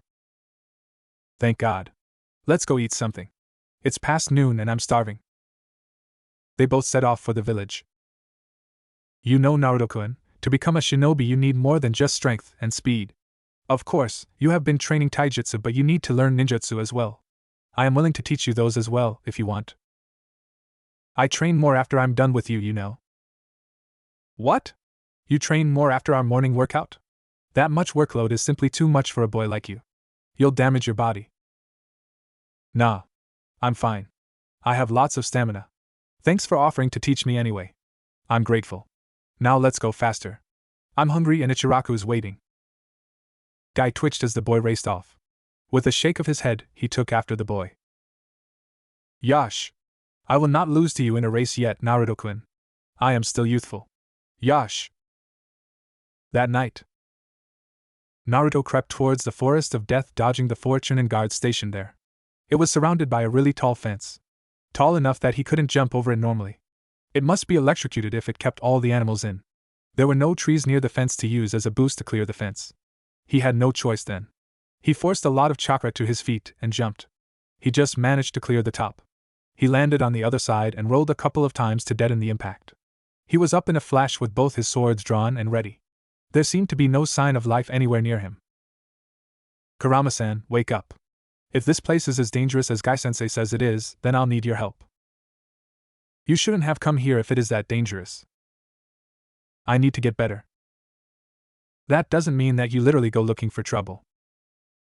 Well, now that I'm already here, it won't hurt to have a look around. This looks like the perfect place to train my stealth. Naruto held his sword as steady as he could as he slowly backed away from the gigantic lynx perched on the same branch as he was. The lynx had appeared out of thin air during his exploration of the forest. He hadn't felt an iota of its presence before it had landed lightly on the branch he was running along. Running to the side was not an option. From the way it moved, it was clearly better than him at navigating through the trees. Jumping down was not an option as well. The lynx would launch itself at him before he landed. Waiting for it to attack was also out of the question. Even if he managed to skewer it while it charged, momentum would ensure that the lynx's attack would hit him. Unless he managed to land a killing blow with his first stab. And that was something he wasn't backing himself on. Plus, it seemed a shame to kill such a magnificent beast. He cursed silently when his back hit the tree trunk. There was now no more room to maneuver. With a snarl of triumph, the lynx lunged. In a flash, Naruto flipped the blade and swung with all the might he could muster. The flat of the blade caught the lynx's head and knocked the charge slightly askew. At the same instant, Naruto himself jumped in the opposite direction. He flipped in the air and landed on the adjoining tree with his feet. Sticking to the wood with chakra, he ran up vertically to the next level of foliage. Jumping onto a branch, he ran pell-mell through the forest to get away while the lynx was still disoriented. He landed in a clearing a reasonably safe distance away to catch his breath. With adrenaline rushing through his veins, he leaned against a tree, closed his eyes and began to take deep breaths. I wouldn't do that if I were you. Naruto's eyes snapped open in an instant and then widened in alarm in the next. He was surrounded by giant spiders. Glancing up, he saw that they were everywhere. On the branches. Sticking vertically to trees. He must have run right into their nest. With a curse, he drew one of his swords and held it up. With the other, he formed a hand sign. Taijutsu Bunshin no Jutsu. Dozens of Narutos popped into existence all around him and burst away with loud shouts. The appearance of multiple new enemies confused the spider colony. Utilizing their distraction, Naruto forced Chakra to his feet and burst through them with a cry of triumph. No, you fool. The other way. You're going deep. Naruto lost the rest of Kurama's warning as he ducked to avoid a face full of foul-smelling and smoking poison shot at him by a spider. He was more surrounded than ever as he ran. The spiders had the numbers to flank all of his clones, and the speed to keep with him. They scurried along the treetops and the ground at a speed which easily matched his. Don't you get it? They're using chakra as well. And you're running deeper into their nest. Gimme your chakra then. Now's the time. With a deep, feral growl, Naruto put on a huge amount of speed and left his pursuers behind. 2 months later. Naruto took a deep breath as he scaled the fence bordering the forest of death. After 2 months of nightly trysts into the forest, he was finally ready to fly solo. Kurama-san, no sensing for you today. You sure? You've never been able to sense those leeches until it's way too late. I've got it covered, replied Naruto calmly as he made a hand sign and created 6 Kage Bunshins. Spread out. You know what to do. It had taken Naruto quite a while to discover the different uses of his Kage Bunshin. The fact that he took no damage on their deaths and the retrieval of their experiences was extremely useful. Tonight, he was going to use them for scouting and recon. With a shunshin, he jumped into the trees and headed towards the center of the forest. His clones dispersed and formed a perimeter with a radius of 100 feet around him. His goal was to reach the tower without resorting to combat or meeting any of the forest's deadly inhabitants. If he approached anything dangerous, his clones would let him know. 3 months later. Naruto jumped backwards off a branch and dodged the giant spider lunging at him. He landed on the ground and drew one of his swords as the spider launched itself at him off the branch. He waited until it was almost upon him before he slashed. His stroke cleaved the spider completely into two. Panting, he sheathed his sword and started limping away. Never attack a spider nest again unless he wanted to die, he noted. He should have known better. Especially after the previous incident with the spiders. As he moved, he looked around trying to get his bearings. Realizing that he was very near Gate 23, he made his way towards it stealthily, hoping not to encounter any more of the beasts he may have enraged with his nightly trysts into the forest. His forays into the forest were limited to the periods when Guy was away on his missions. If the man even received an inkling of the things Naruto was up to, he was sure he would be shut down. He reached the gate without incident, and turned towards the village. He had only gone a few steps when he sensed a presence near him. He jumped just as 3 kunai struck the spot he had been an instant ago. Twisting in the air, he threw a couple of his own kunai in the direction of the attacker. He saw a short woman with violet hair wearing a large overcoat dodge them by jumping backwards onto a branch. Just as his foot touched the ground, he disappeared in a shunshin. He appeared behind the woman with his sword drawn. He aimed for her neck with the flat of his blade, intending to knock her out. Instead, the woman blocked his blade with ease and countered with a punch to his stomach. That was new. Most of the animals weren't fast enough to keep up with his speed, let alone counter him. However, this woman had managed to counter even his shunshin. He flew backwards, hit a tree and landed heavily on the ground. He was up instantly. Months in the forest had taught him that if he stayed down to catch his breath, he would be dead. He looked up at the woman and smiled. This was going to be fun. He was just about to make his next move when the woman began talking with a smirk. "You're really good, kid. Are you the one who has been running about in the forest and making all the animals angry?" Naruto held his swords up in a defensive stance. The woman was wearing a Konoha headband. She wasn't an enemy then, and he could get into trouble if he attacked a comrade. He decided to reply, but he didn't let his guard down. "Yeah. Nice work, kid. Most people don't have the guts and, more importantly, the skills to do that." He waited for her to continue. Her smirk widened. She started walking towards the village. "Relax. I'm not going to kill you. Come on, let's get back to the village." He sheathed his swords and joined her, but remained wary. "Good. You still haven't let your guard down. You don't blindly trust people. I like that," she said, glancing sideways at him. Naruto remained silent.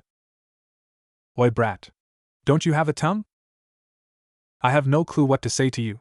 What am I supposed to say to a random stranger who attacks me out of the blue?" "You could start with your name, I suppose.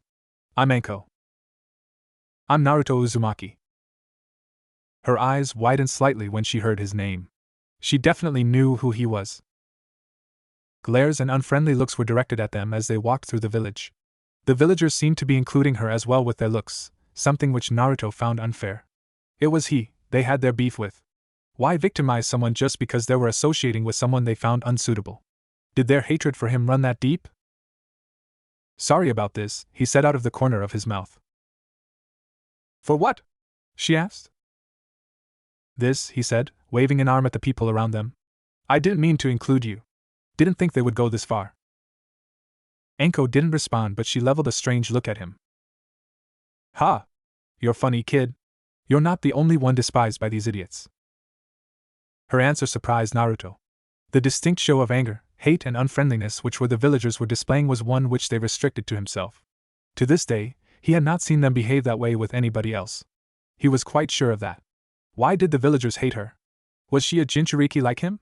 Or did she happen to have a similar past to his? A past which the villagers were quite happy to misinterpret and judge. He got no answers because she stopped in front of a building and stretched lightly. "This is me. See ya." "Hey," he called. "What?" she snapped from her doorway. "Spar with me?" "What? No." "Oh. Come on. Please." "What do I get out of it?" "Company." He could tell that she was surprised by his answer, unsettled by it.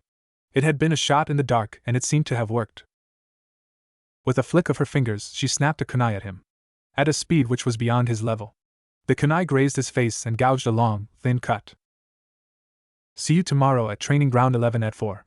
If you're late, I'll kill you," she called as she disappeared into her home. She was definitely crazy.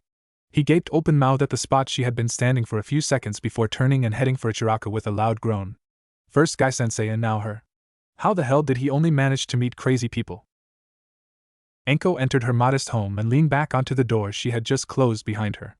Closing her eyes, she analyzed the events that had just transpired. Her actions had been quite unlike her. The ease with which the brat had been able to manipulate her was shocking. On second thoughts, she realized that manipulate was the wrong word. It was quite clear to her that boy had no actual ulterior motives.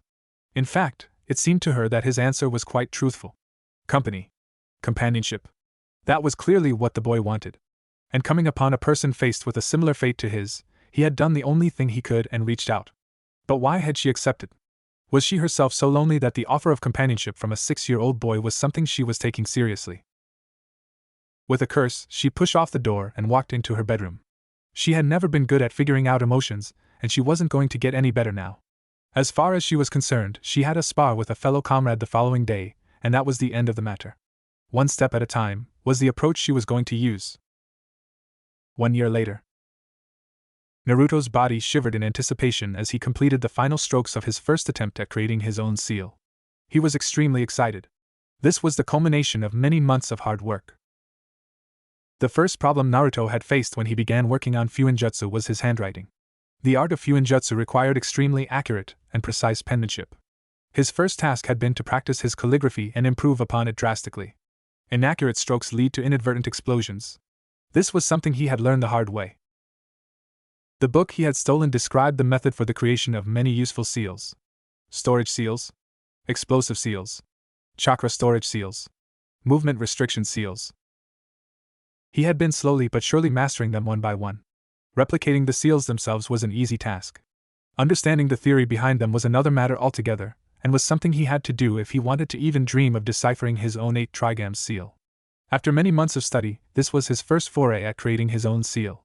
He was attempting to make a more powerful version of the standard issue explosive tags by increasing the amount of stored chakra. The standard explosive tags used by Shinobi were classified as Grade 2 explosives. They were relatively cheap and easy to manufacture. The seal Naruto had come up with could easily be classified as a Grade 4 explosive. Increasing the amount of stored chakra was no easy task.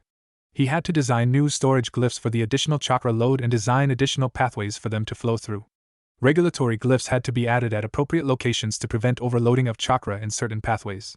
All in all, Naruto was proud of the design he had come up with. He placed his brush onto the ground and checked his seal array one last time.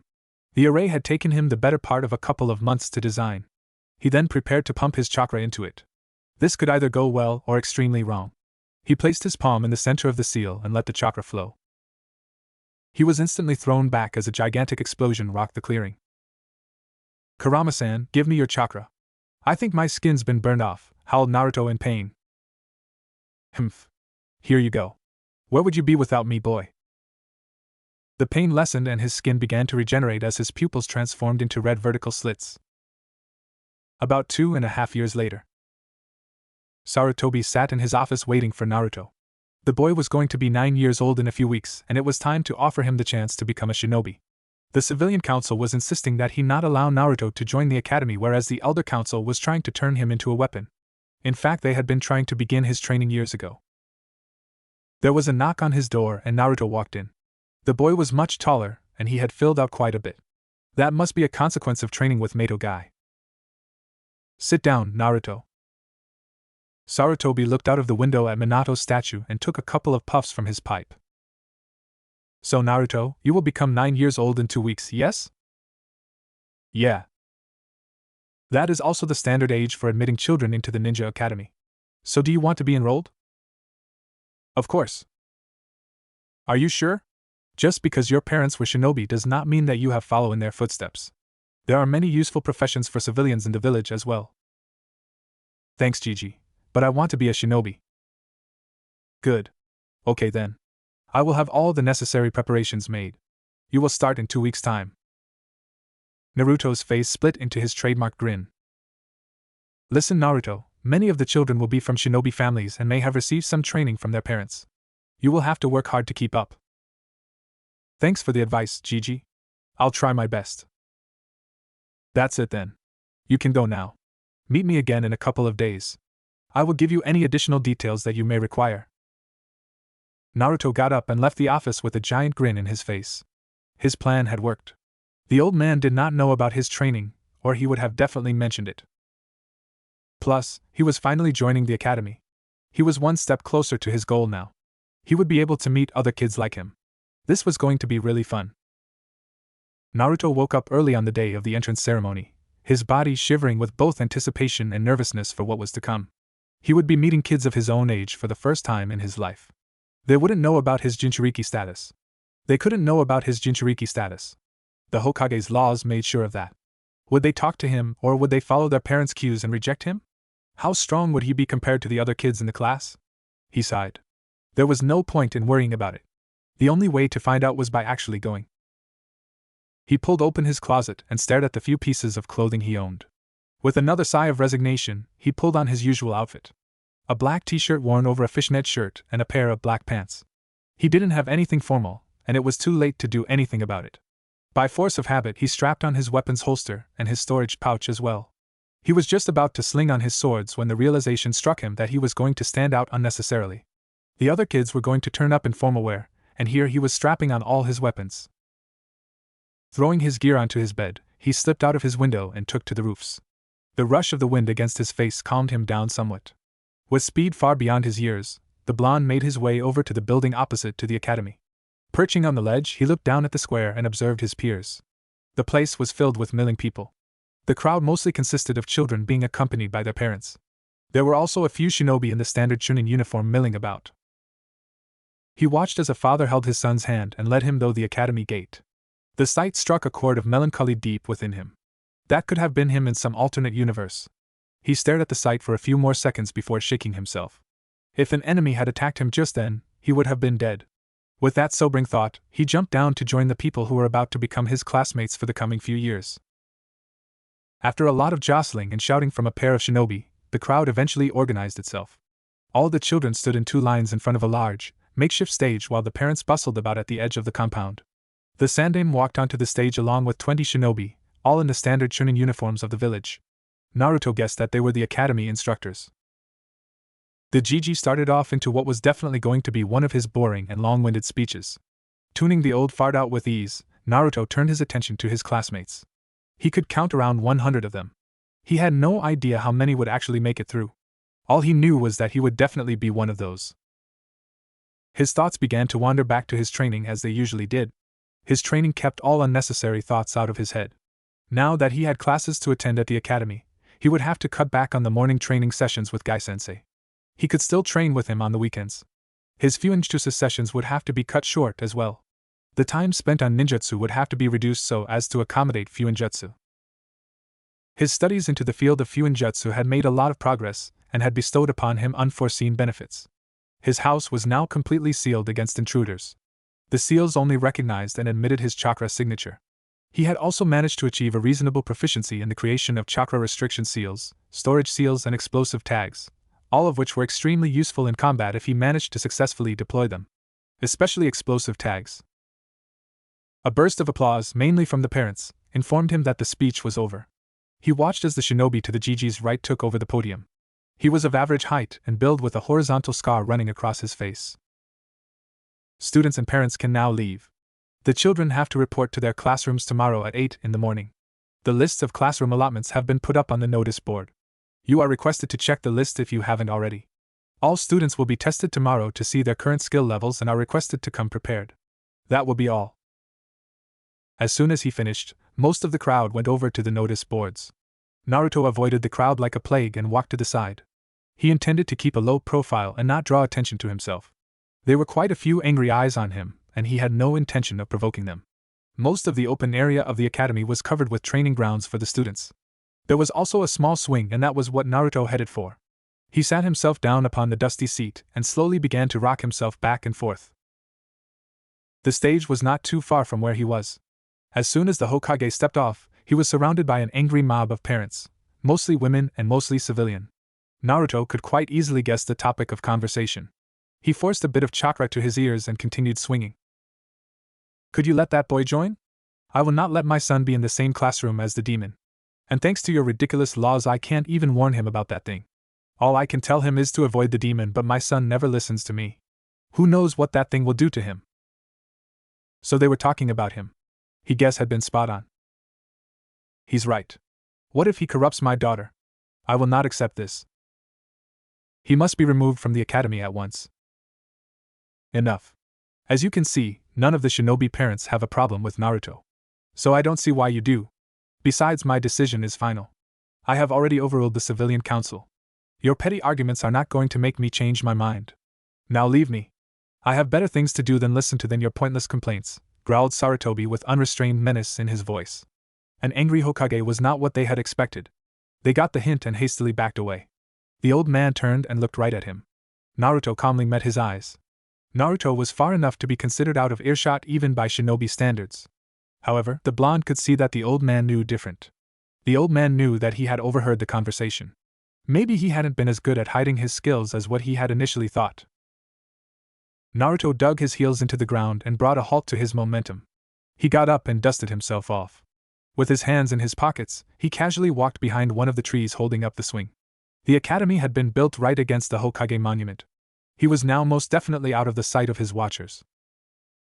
Without a single hand sign, he created a Kage bunshin and hinged himself into a rat. The bunshin walked on as if nothing had happened and he scurried away towards the exit. As soon as he was a safe distance from the academy, he scurried into an alley and transformed back. He still couldn't believe that this trick managed to shake off his ANBU tail every single time. Smirking to himself, he left for the forest of death to work off his tension. Iruka was really nervous. The Hokage had summoned him to his office and for the life of him he couldn't think of a reason why. Maybe the fact that he had punished a council member's son last week was coming to bite him in the ass now. Iruka cursed under his breath. He had been doing his job and was trying to be fair to all the students. The kid had misbehaved and he had punished him. He hadn't expected the kid to complain to his father. As he reached the door, the ANBU guards nodded at him, allowing him to enter. The Hokage was reading a book when he entered and looked up when he heard the door open. With a smile, he motioned to him to take a chair. Iruka's apprehension lessened. As far as he knew, the Hokage wasn't a sadistic person. So if he was being smiled at, then he was most probably not going to get screwed. Iruka, I called you here to talk to you about Naruto. Naruto? You mean that? His voice trailed off. The Hokage nodded at him. I made sure that he was in your class. Iruka had already noted the presence of the Jinchuriki in his class the week before. He was simply being thorough and was brushing up on the backgrounds of all his students. What he had not known was that the boy had been specifically placed under him. And he could quite frankly not think of a justifiable reason for such an action. Why? Because I know that you would never let personal feelings come before your duty. You would have treated the boy fairly even if you hated him. I don't hate him. I'm a shinobi. Not a civilian. I know about seals. The boy is at no fault for what happened to my parents. The Hokage smiled again. Most shinobi know that, but despite that they still shun him. That is what I wanted to talk to you about. Naruto is strong. Very strong.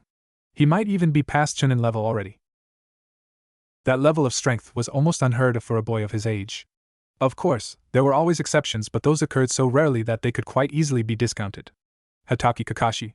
Uchiha Itachi. Minato Namikaze. Such shinobi only appeared once a generation. What? Impossible. He is only 9. How could H?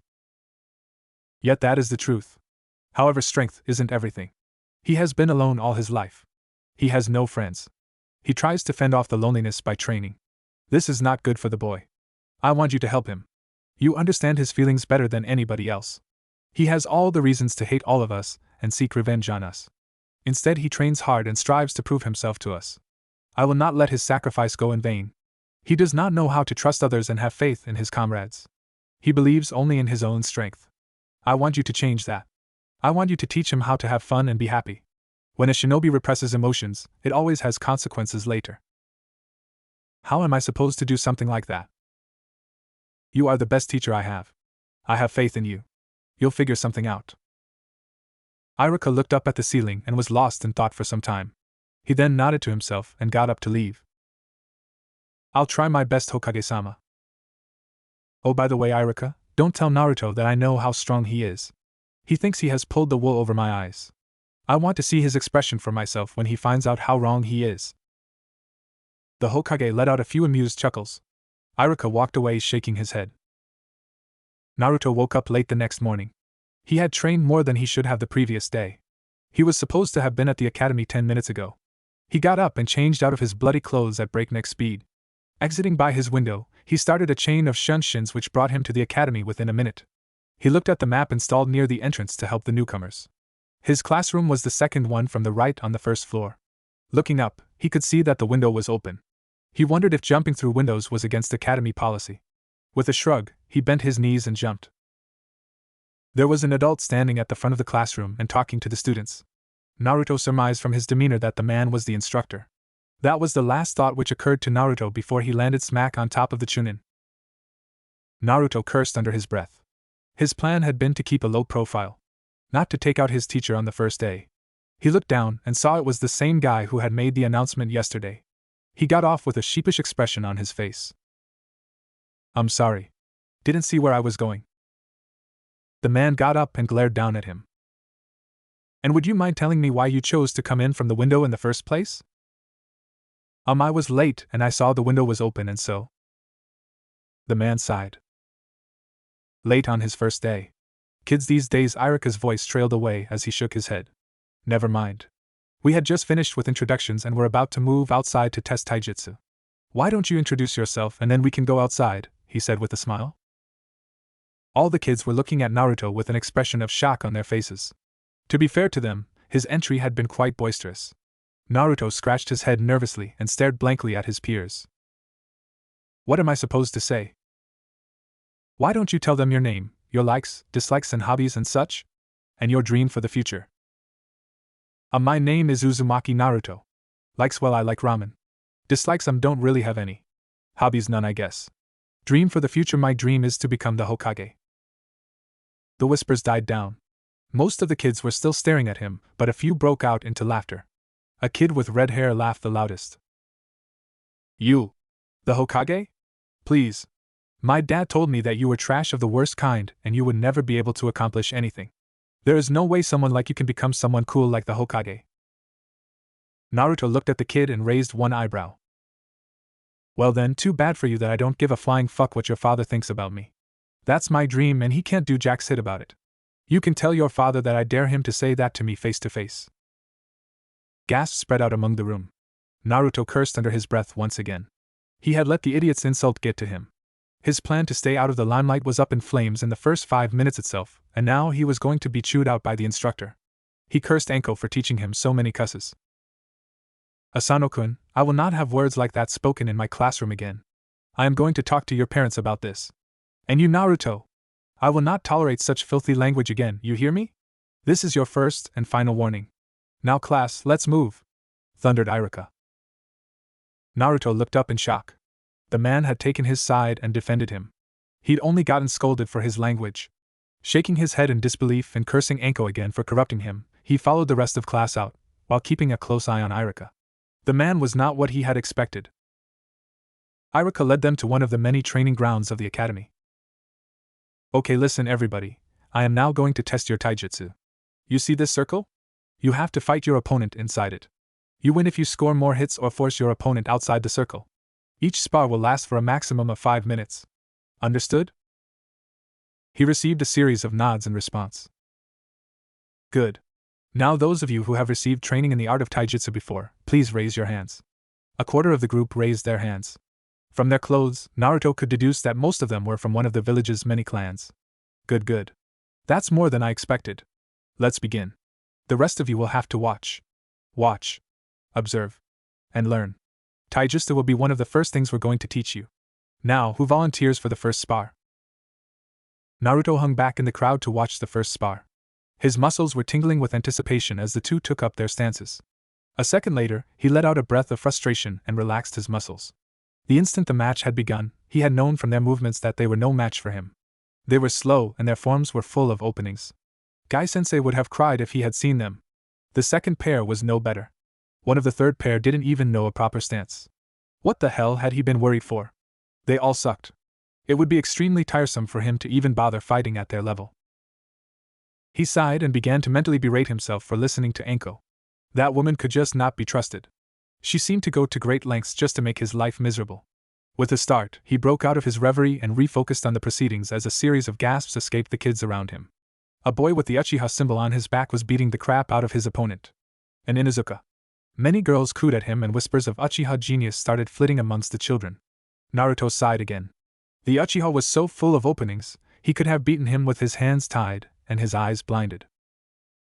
He slipped out of the crowd and walked up to a tree and looked at it for a few seconds. Then he banged his head against it 3 times. He didn't deserve this. Not after all the work he had put into his training. "Sensei," he called out. "I quit my match." Then he sat down and feigned sleep whilst ignoring all the looks he was receiving.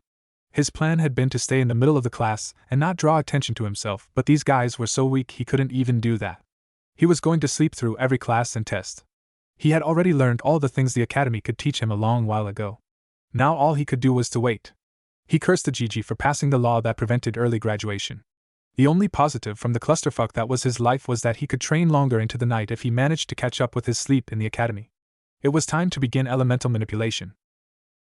He opened his eyes when he sensed a presence in front of him. He looked up and saw a kid with a spiky ponytail. "Sensei," the kid called out. I was his opponent. With that he sat down next to him and closed his eyes. Naruto shrugged and closed his eyes as well. Iruka watched Naruto as he walked off. He couldn't really blame the kid if the Hokage was correct about his strength, but was banging his head really necessary?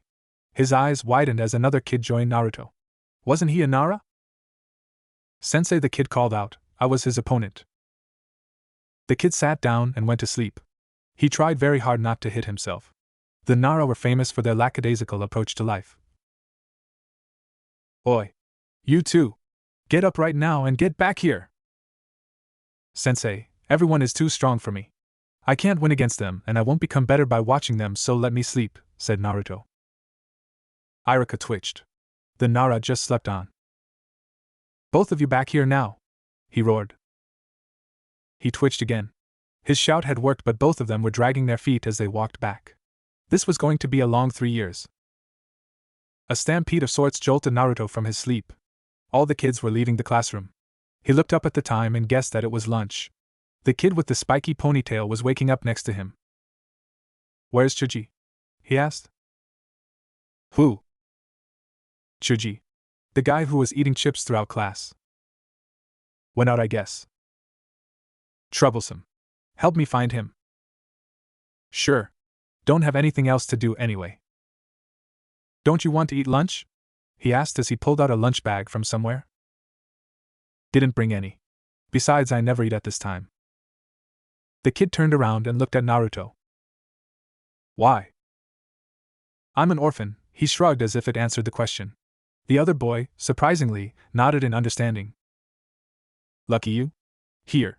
You can share with me. My mom gave me too much. Name's Shikamaru, by the way." Naruto. "No, it's okay. Your mom packed it for you. Not for me." "Troublesome. I told you there's too much. Have some. If I don't finish it, my mom will eat my head when I get home." "I'm okay if you say so." They walked out into the park and almost ran into Chuji. "There you are, Shikamaru. I thought you would be still waiting for me in classroom. I went to get my lunch from Mom. She was waiting at the gate," he said, holding up a huge bag. "It's okay. This is Naruto. He forgot his lunch, so share some of yours." "Sure. Hi, I'm Chuji. Now let's go eat. How about that tree?" "Works for me." Shikamaru just grunted. Naruto got up as the bell signaling the end of classes rang. He made his way to the window and was just about to leave through it when he felt a hand on his shoulder. It was Iruka-sensei. "What is with you and windows? Come on and use the door like a normal person." Iruka led the way out. As Naruto neared the gate, he saw parents gathered there to take their children home. "That is why I wanted to use the window," muttered Naruto. Iruka-sensei seemed to have heard him and looked down at him with an odd expression on his face. Somehow it seemed as if he understood. "Come on, let's go somewhere to eat. My treat. I noticed that you didn't eat a proper lunch. You must be hungry. Do you like yakiniku?" "Never eaten it." "You'll like it then. Come on." Naruto stared at the delicious food placed on front of him. He had never even smelled something that good. It just seemed too good to be true. "Why?" he asked, looking up at the scarred Chunin. "Isn't it okay for a teacher to treat his student to some food?" "Maybe. But definitely not until they get to know each other." "Well, I'm a bit different." "You'll be doing this for the rest of the class as well?"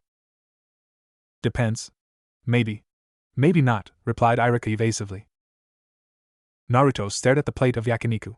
His system could resist almost all the poisons known to Shinobi.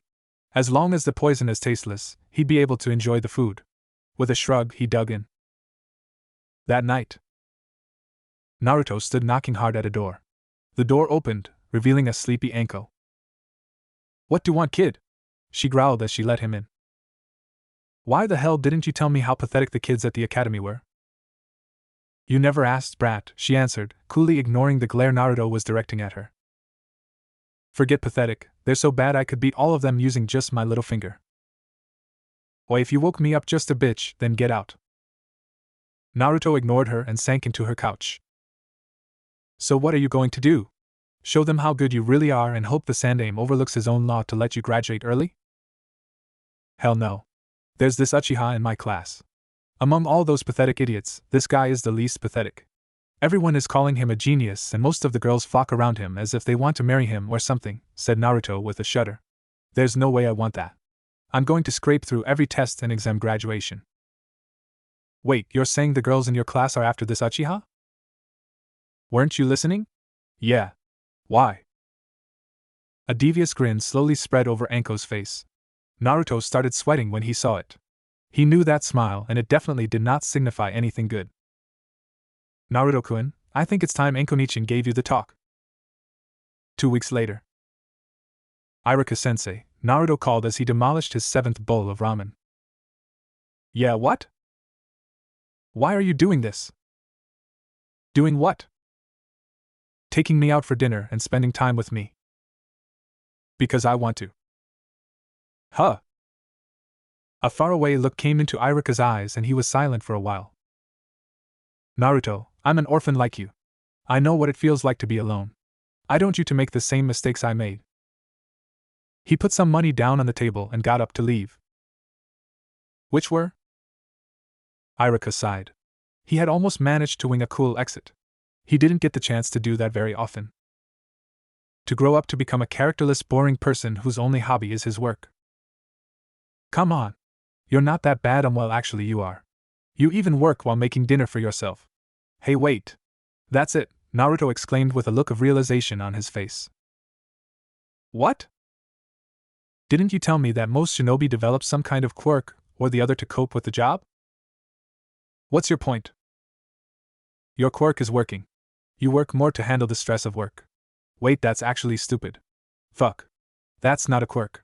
Sorry, sensei, but you're just boring. Iruka twitched. 2 weeks later. Enough already. I'm going to die at this rate, shouted Naruto as he collapsed onto the ground in the middle of one of Konoha's many training grounds. Really? That's all you got, kid? Pathetic, purred Anko as she sheathed the kunai in her hands. Look at me, growled Naruto in exasperation, gesturing at himself. His outfit was in tatters and he was bleeding from multiple wounds. A little bit of blood never hurt anyone, brat. How are you going to learn otherwise? A little bit? You've cut me in 15 different places. Your fault for being so slow. Forgive me for not being as fast as a jounin. Excuses, sang Anko as she walked over and plopped down next to him. Naruto sighed and lay back onto the ground. Silence pervaded the training ground for quite a while. You're completely crazy, you know? He asked quietly after a while, staring up at the afternoon sky. I know, she replied, not looking at him either. What happened? He asked after a long pause. You be a shinobi long enough, you become like this. None of the shinobi I've met are anything like you. Don't worry, kid. We're all fucked up on the inside. It's the only way to cope with this job. Sooner or later, you'll have to see and do things which you're too ashamed to talk about. Look at Guy, for instance. Then why do it? Because it's the only thing I know how to do, and it's the only thing I've been doing my whole life. And I also happen to be quite good at it. I'm having second thoughts about my career choice now. If you want a long and happy life, then quit now. You're doing a really good job of selling the career to me. I'm not. You shouldn't do it if you're not cut out for it. That's just another early death for the village. And am I cut out for it? You? She asked, turning her head and facing him for the first time in the conversation. Yeah. I think you'll do well. Shame though. I have no intention of ending up like you. I'd rather choose my focus of insanity rather develop one over time. Good luck with that, kid. 1 week later.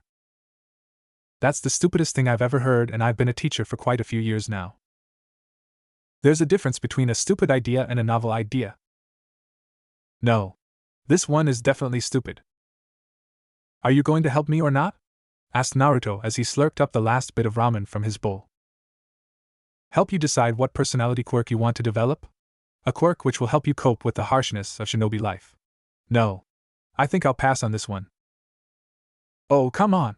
You're my teacher, aren't you? Isn't it your job to help me with things like this? No.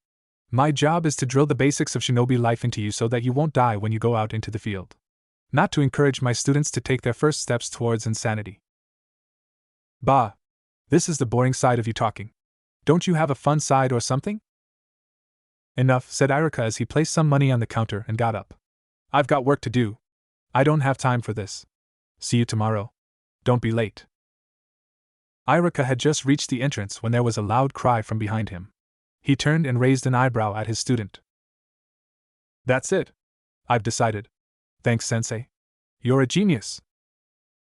Naruto raced away before he could ask him what he had meant by that. Iruka rewinded the conversation in his mind and examined his last words. He gasped in shock as his mind began to grasp the consequences of his words. Oh God, what had he done? Next day. Naruto, you're late to class by an hour. What happened? You see, sensei, yesterday on my way home a bird shat on me. I decided that I deserved revenge and I chased it all the way to Taiga. Just got back. Man, I'm tired. Iruka gaped at him. He had created a monster. Hatake Kakashi sneezed. 6 months later. Come home for dinner tonight. Naruto turned and stared at Shikamaru. What? No, man. I've got stuff to do. You always have something to do. Your tone is especially unsuitable for sarcasm. At least make an effort. Stop being so troublesome, will you? My mom is biting my head off about meeting all my friends. If you don't come tonight, my life's going to be hell for more than a week.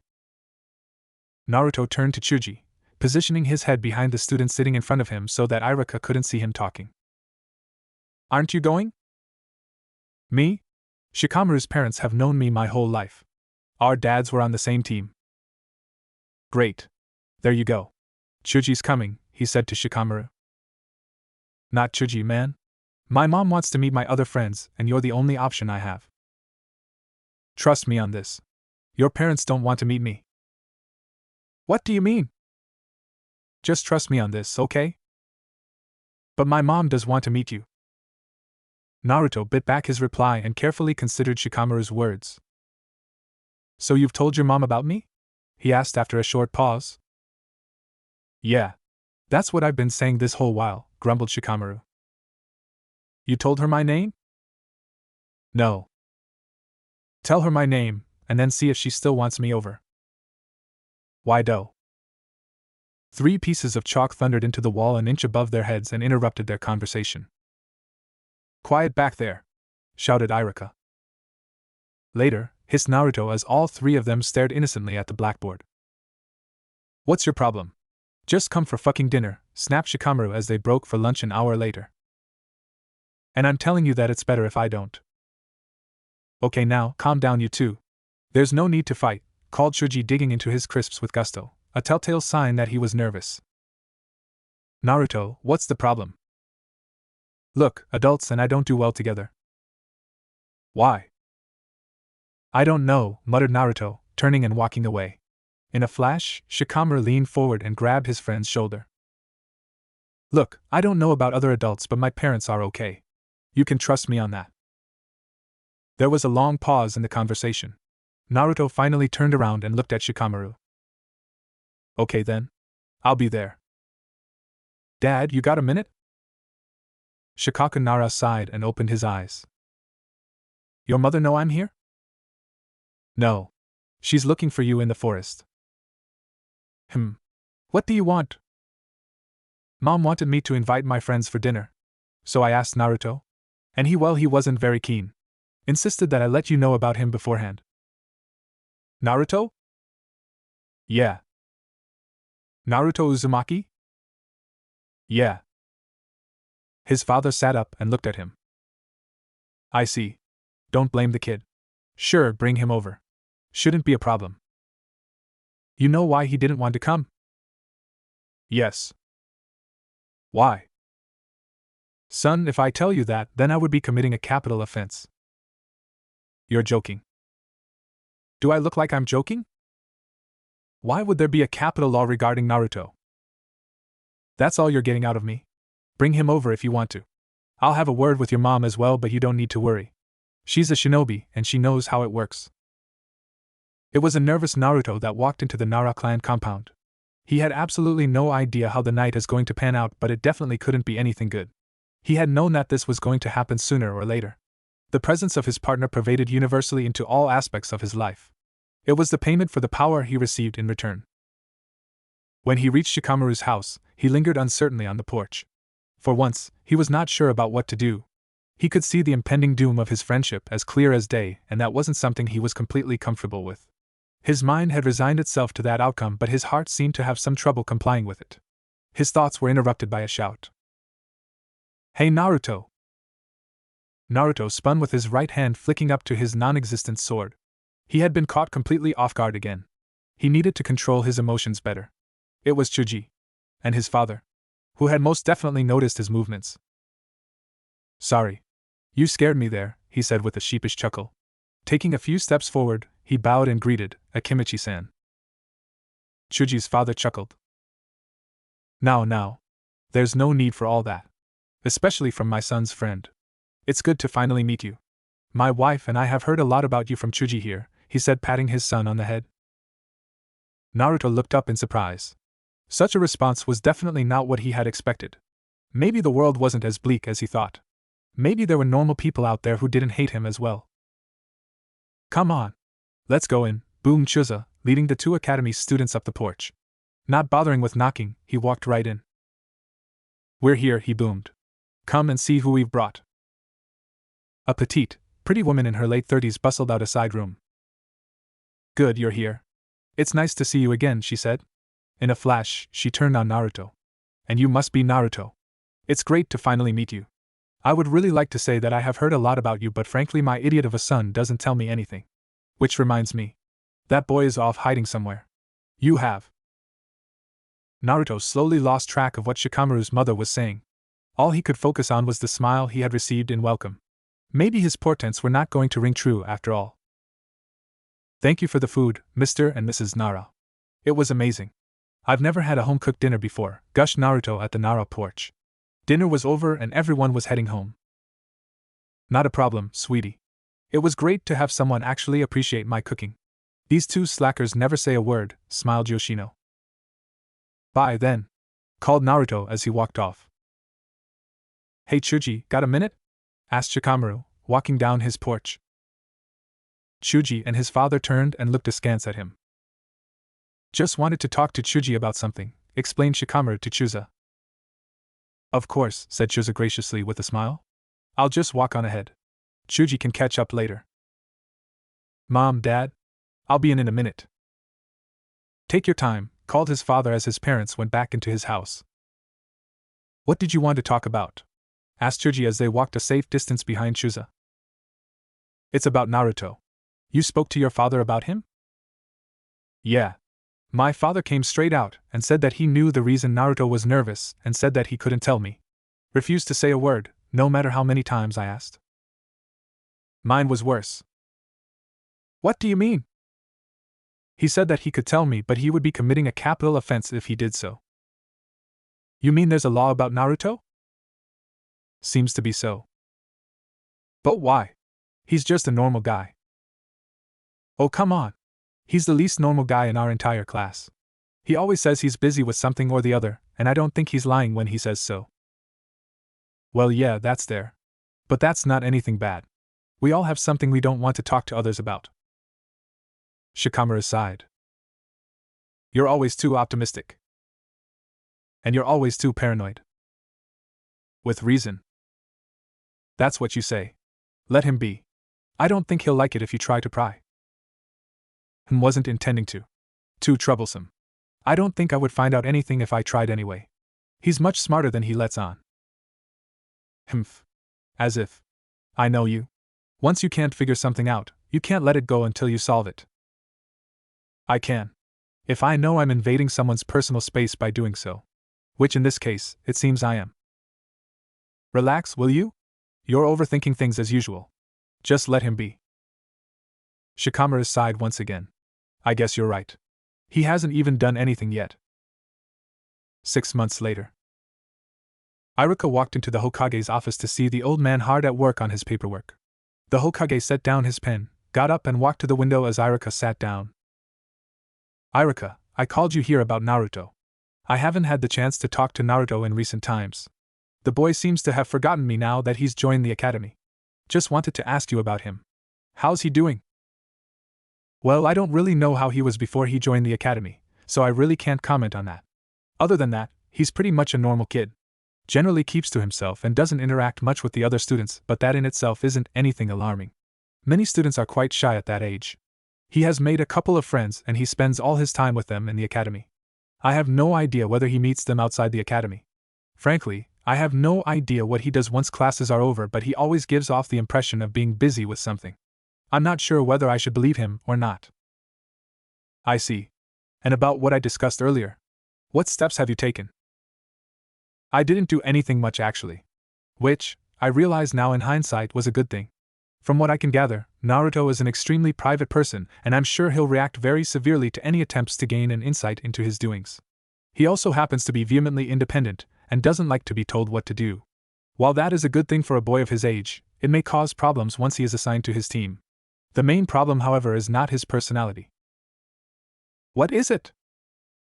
He is consistently last in every single written examination, and he either flat out refuses to participate or performs extremely lackadaisically in practical tests. Based on his scores, one can judge him to be a complete idiot, which I know, through our interactions, he isn't. I will not comment about the practical tests, but I am certain that he is purposely undermining himself in the written examinations. While I can understand the need to hide one's skills to a certain extent, undermining oneself to be the bottom of the class is a concept I cannot completely fathom. Humor him for the time being, Iruka. His true skills will come out some time or the other. But you still haven't answered my question. What did you do? I initially took him out for dinner a couple of times just to get a grasp of his personality. Once I got a grasp of the person he was, I realized that the thing he craved for most was company. The same thing I wanted back when I was a child. So I gave it to him. I was an adult who took out time to interact with him and respected his opinions. Given the amount of time it took him to open up to me, I may even suggest that he may have severe trust issues. Not surprising given his upbringing, but once again something which may cause issues once he joins a team. I see. Any idea regarding the beef he has with me? I could detect quite a bit of hostility from him the last time we met. Hostility towards you? I do. Iruka, I have been doing this since before I was born. I can tell when somebody has a problem with me. Especially if the person in question is a child. Iruka shut his mouth chastised. Swallowing his spittle, he continued, My apologies, Hokage-sama. I did not mean it that way. Naruto speaks of you very rarely and never angrily at that. That was the only reason for my previous comment. I see. I am sorry as well. I should not have snapped at you. You have done a commendable job. Now go. I need to complete this dastardly paperwork. Iruka walked out imagining a restless Naruto as Hokage hard at work on his paperwork.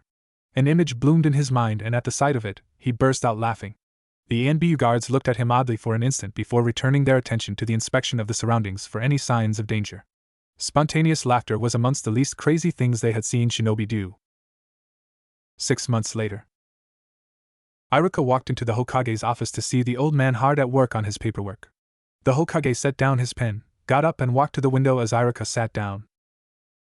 Iruka, I called you here about Naruto.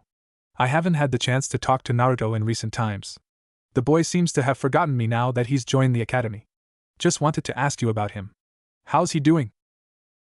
Well, I don't really know how he was before he joined the academy, so I really can't comment on that. Other than that, he's pretty much a normal kid. Generally keeps to himself and doesn't interact much with the other students, but that in itself isn't anything alarming. Many students are quite shy at that age. He has made a couple of friends and he spends all his time with them in the academy. I have no idea whether he meets them outside the academy. Frankly, I have no idea what he does once classes are over, but he always gives off the impression of being busy with something. I'm not sure whether I should believe him or not. I see. And about what I discussed earlier? What steps have you taken? I didn't do anything much actually. Which, I realize now in hindsight, was a good thing. From what I can gather, Naruto is an extremely private person, and I'm sure he'll react very severely to any attempts to gain an insight into his doings. He also happens to be vehemently independent and doesn't like to be told what to do. While that is a good thing for a boy of his age, it may cause problems once he is assigned to his team. The main problem, however, is not his personality. What is it? He is consistently last in every single written examination, and he either flat out refuses to participate or performs extremely lackadaisically in practical tests. Based on his scores, one can judge him to be a complete idiot, which I know, through our interactions, he isn't. I will not comment about the practical tests, but I am certain that he is purposely undermining himself in the written examinations. While I can understand the need to hide one's skills to a certain extent, undermining oneself to be the bottom of the class is a concept I cannot completely fathom. Humor him for the time being, Iruka. His true skills will come out some time or the other. But you still haven't answered my question. What did you do? I initially took him out for dinner a couple of times just to get a grasp of his personality. Once I got a grasp of the person he was, I realized that the thing he craved for most was company. The same thing I wanted back when I was a child. So I gave it to him. I was an adult who took out time to interact with him and respected his opinions. Given the amount of time it took him to open up to me, I may even suggest that he may have severe trust issues. Not surprising given his upbringing, but once again something which may cause issues once he joins a team. I see. Any idea regarding the beef he has with me? I could detect quite a bit of hostility from him the last time we met. Hostility towards you? I do.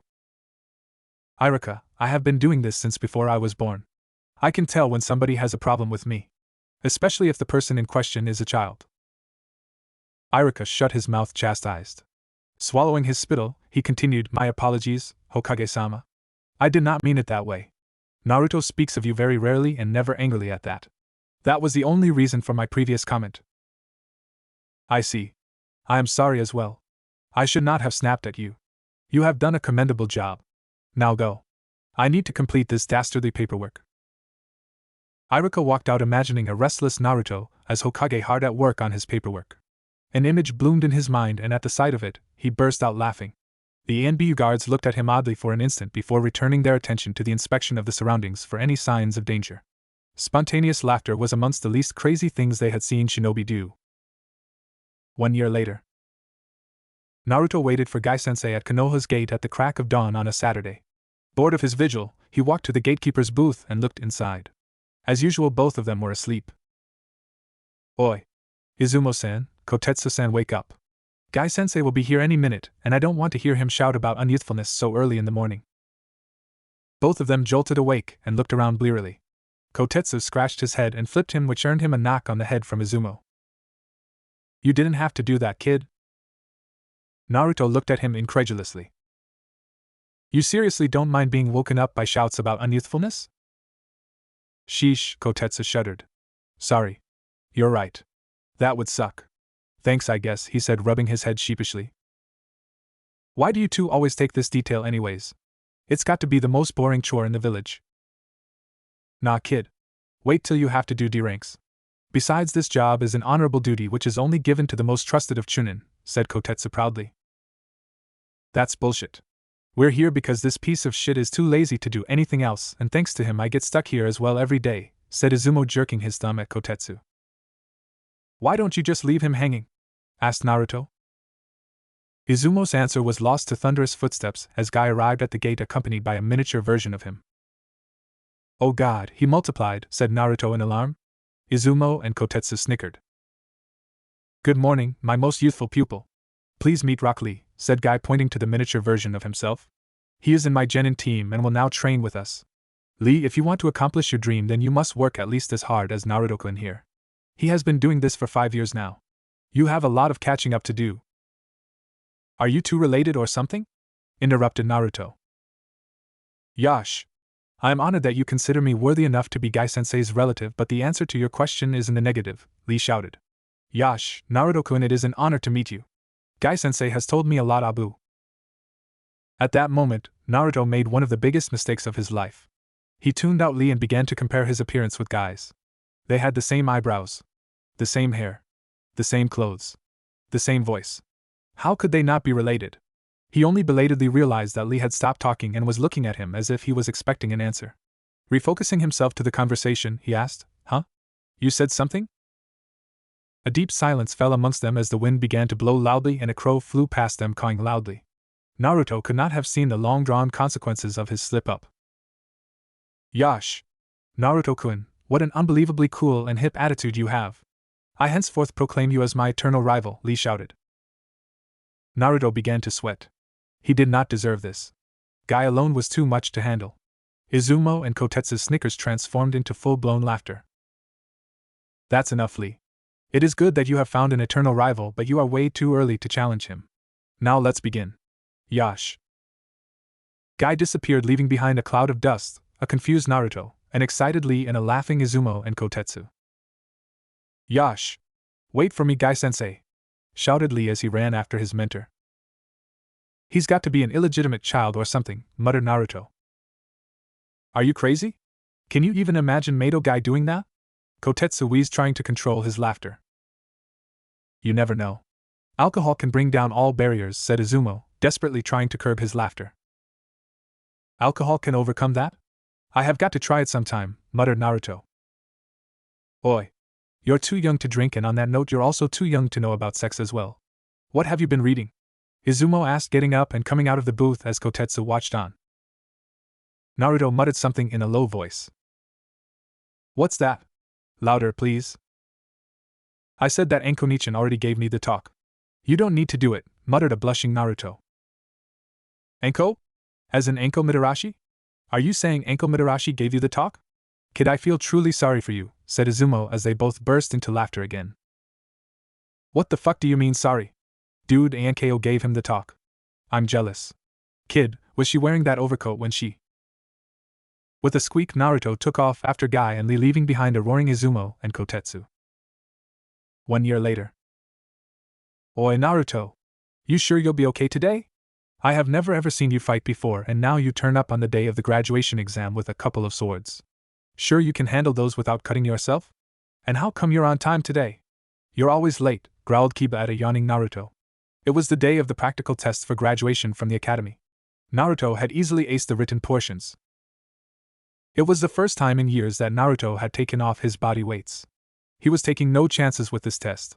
He was more than ready for the next level. You say something? Oh, fuck off, you annoying bastard. You heard exactly what I said. Can you use those swords? Maybe, Naruto drawled. Damn you, yo. Relax, Kiba. Stop being troublesome. You know he's not going to tell you anything unless he wants to. You're better off worrying about yourself, said Shikamaru from beside Naruto on the last row. I was just trying to help a friend. If he do. Sorry, Kiba. I was just kidding. I'll be fine. Don't worry about me, said Naruto just as Iruka-sensei walked into the classroom. Hello everyone. I hope all of you are properly rested and ready for this exam. First you will be tested on your Taijutsu. Then your weapon skills, and finally your ninjutsu. To ensure no bias, I will be conducting the tests for Classroom B. Mizuki-sensei will be the one taking yours. Good luck to all of you. Now you should head outside. Mizuki-sensei will be waiting there for you. There was a general scramble for the door. Iruka looked at Naruto and mouthed good luck. Naruto smirked confidently back at him. Iruka twitched and walked off, shaking his head. Naruto hung back with Shikamaru and Chuji as Kiba rushed off towards the front of the line. Chuji was speed-eating chips once again, a sure sign of his nervousness. Rather than me, shouldn't you be worried, Shikamaru? Do you even know Taijutsu? I don't really care whether I pass or not. Thinking about it is too troublesome. Whatever, man. I just don't think your mom will be too happy if you fail. You don't need to remind me. Naruto slipped into the crowd and took up a position near the front to watch. From the original 50 students, the class strength had dwindled down to about 35. He watched as Mizuki put the kids through their paces one by one. Most of them were not as bad as they had been when they had joined, but were still no match for him. All they ever followed was the basic academy taijutsu style, something Naruto hadn't even bothered to learn, and stuck to it without considering any improvisations. How they were going to survive missions, he did not know.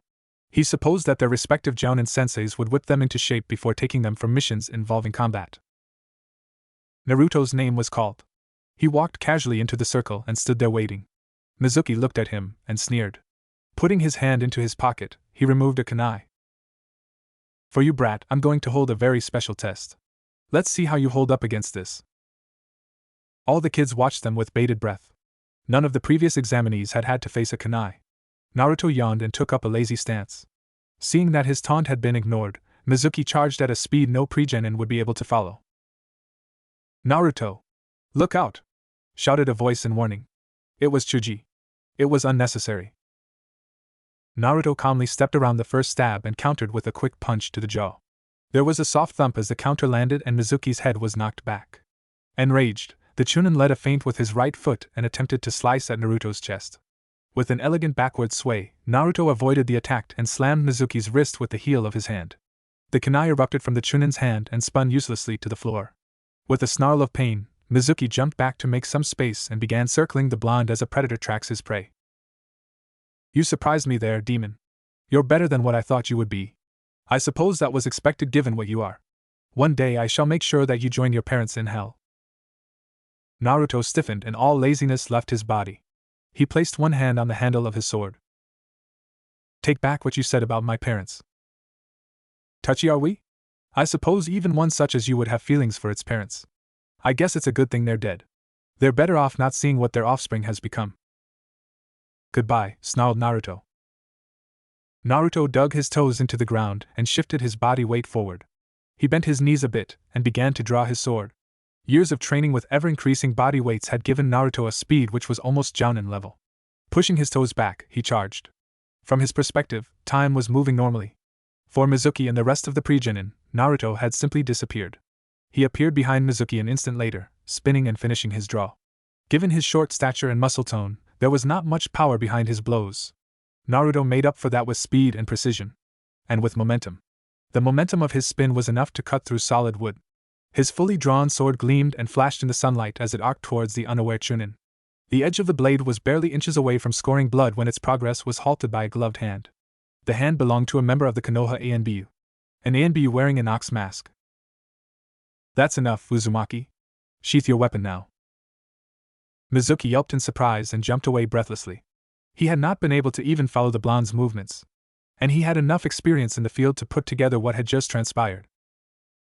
Ox-san, I'm warning you. Get away from me before I do make you do so, Naruto growled in anger. Boy, I have been watching you since you were 6.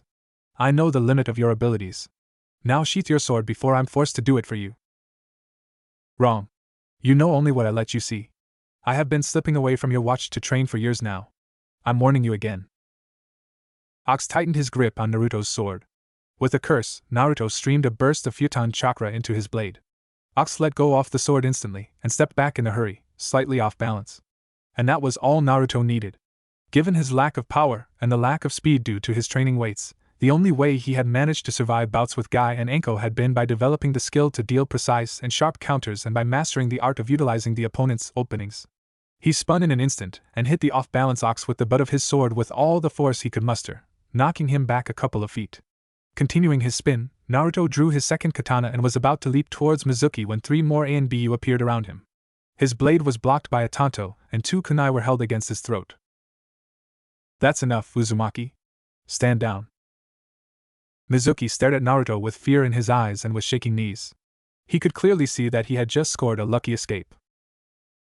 You guys keep popping up like rabbits, don't you? Drawled Naruto without a semblance of fear in his voice. The rest of the pre-genins watched on in stunned silence. Almost none of them had been able to follow the flow of the short scuffle and were frankly baffled by the proceedings. Some, however, had managed to decipher the fight.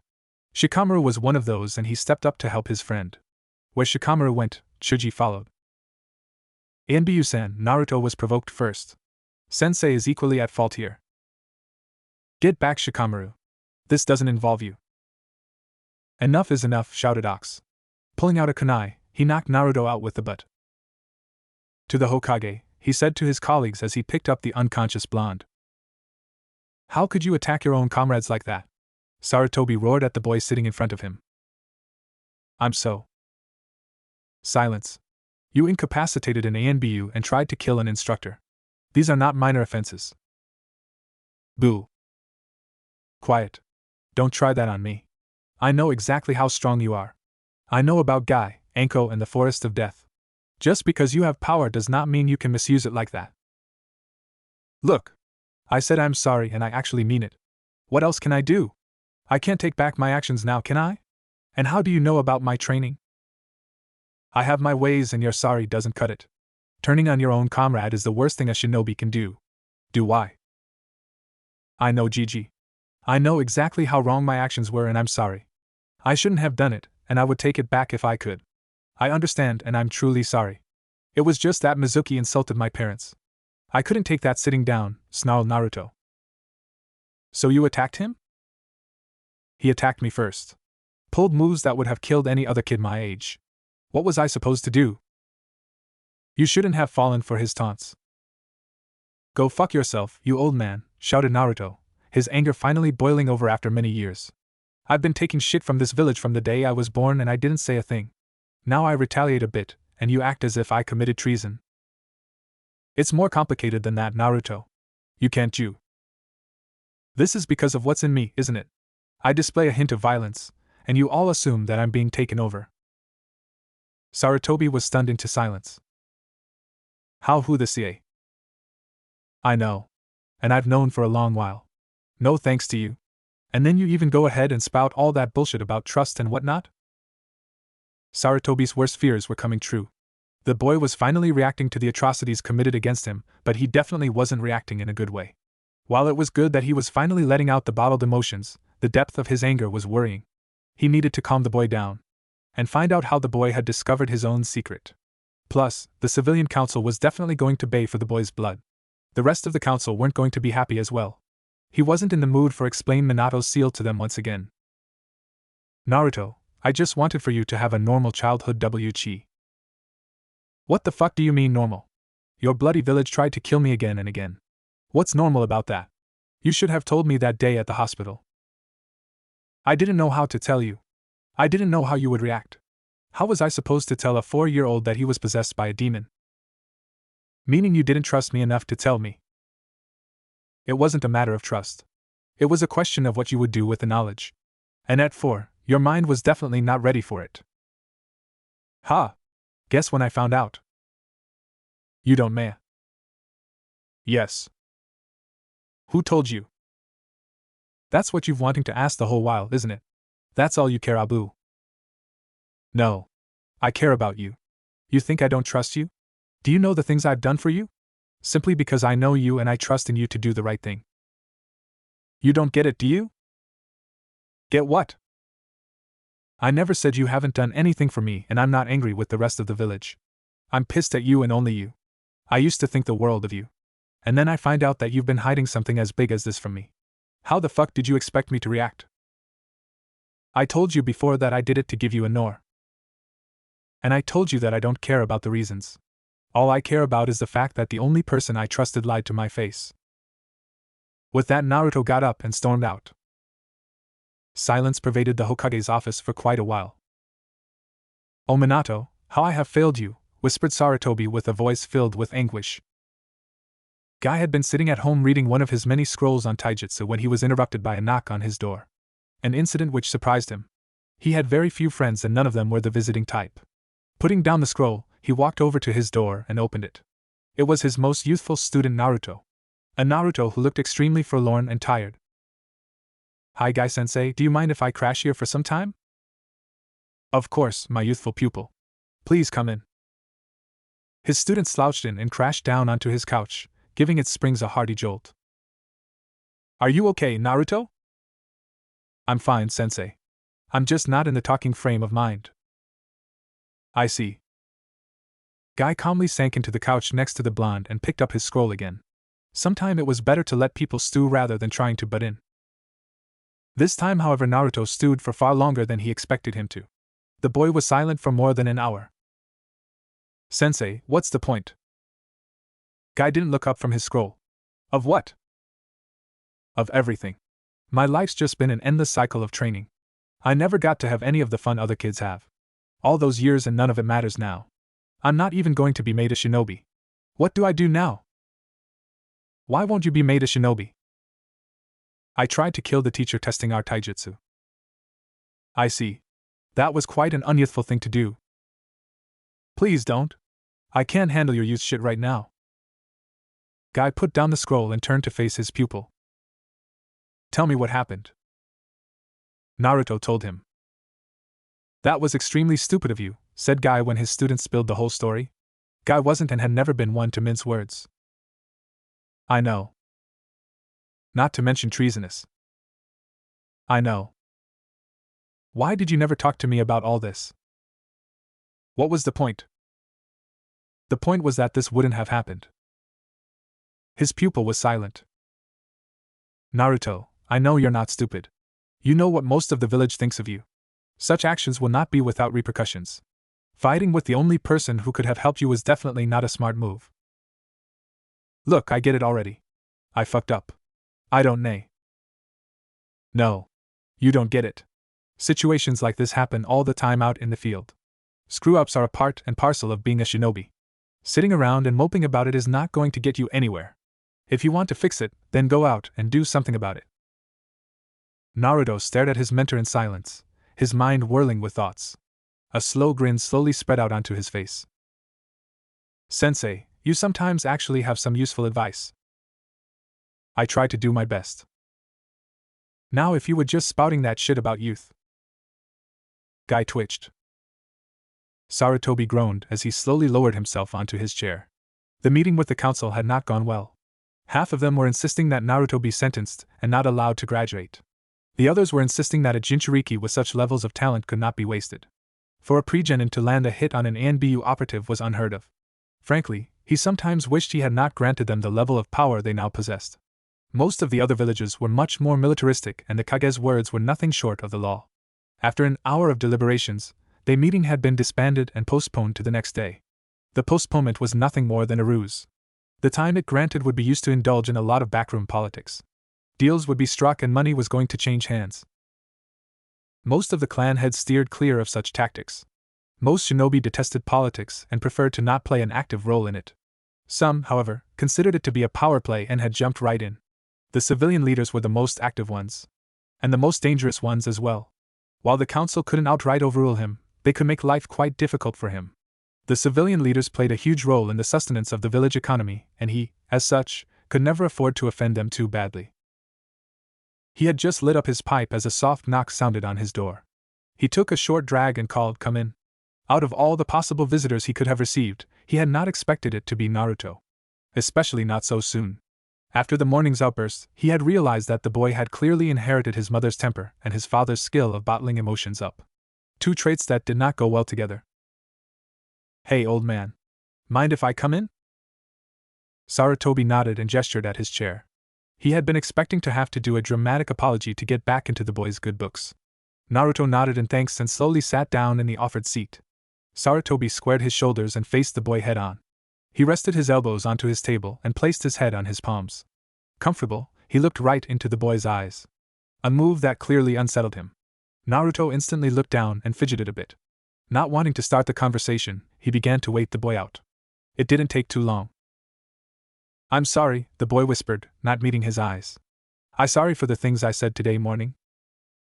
Sarutobi digested the boy's words slowly. Clearly it had been hard for him to do that. He sighed. "I'm sorry as well," he said softly. "After these many years in this post I think I have lost the skill to interact with other humans effectively. At the time, my decision seemed to be the right thing to do. In hindsight, I realized that I was just simply trying to control your life. I didn't make too much of an effort to really know and understand you. I simply did what I thought was best for you. Now I can see that my actions were misguided. I wasn't the person you needed. I was simply the person I thought you needed." The boy had looked up halfway through his monologue, his eyes wide. They continued staring at each other as silence fell upon them. "So what now?" asked Naruto finally. "Well, there are two ways to go about this." "Which are?" "We go our different ways and never talk to each other again." "And the second?" "We talk and try and improve each other." "I think I prefer the second way." Sarutobi smiled. "So do I." "Who goes first?" "Why don't you go ahead?" "Why didn't you tell me about the QB?" "Because I knew that your life would be overshadowed by it, and I wanted to give you at least a few years without that pressure. But the villagers ruined any chance of that. I see now that I should have told you this much sooner, but I simply did not have the heart to lay that heavy a burden on you. A mistake you should learn from. Never let your emotions cloud your judgment. And I did try to improve their treatment of you. Do not think that I didn't. The law that prevents anybody from mentioning the QB was put in place so that people could not ill-treat you. But it is impossible to stamp out emotions such as hatred from people. Without a focus for our hatred, our emotions just begin to eat us away. I tried my best. Barring arresting every person who mistreated you, there was nothing I could have done. Naruto nodded. Does my answer satisfy you? Why didn't you tell me about my parents? Sarutobi suppressed his surprise. His turn would come soon. Because they had many enemies and I did not believe that a 3-year-old had the skill to keep a secret. I planned to tell you when you graduated. You may believe that to be a convenient excuse, but I have no proof to offer you and it is up to you to accept it or not. No. I believe you. Why? Because I refuse to believe that you would lie to me after all this. You're not that bad, said Naruto with the hint of a smile. Sarutobi chuckled. My turn. Who told you about your parents and the QB?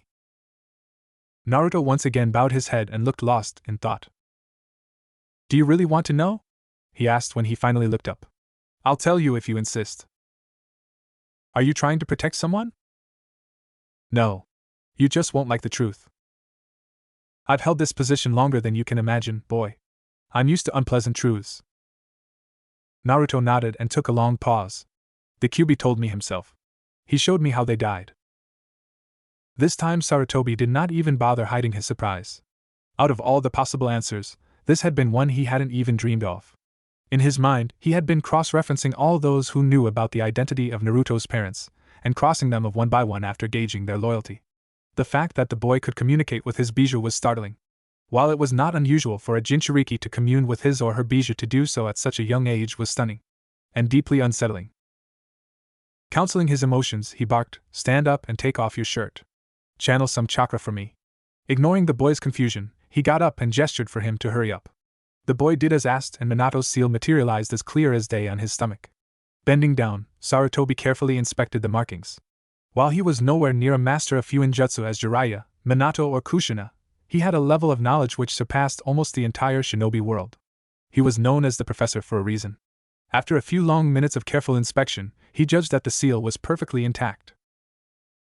With a sigh of relief, he pushed himself up and sat back into his chair. The seal is still intact.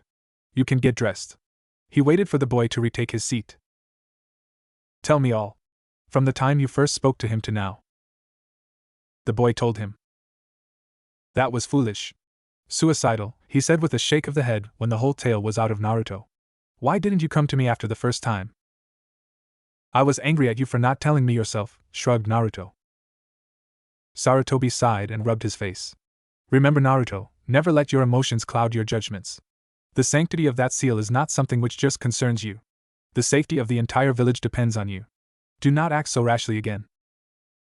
Then you're not going to like the next part, muttered Naruto sheepishly. A growing sense of dread began to develop in Sarutobi's heart. Hearing the rest of the anecdote did nothing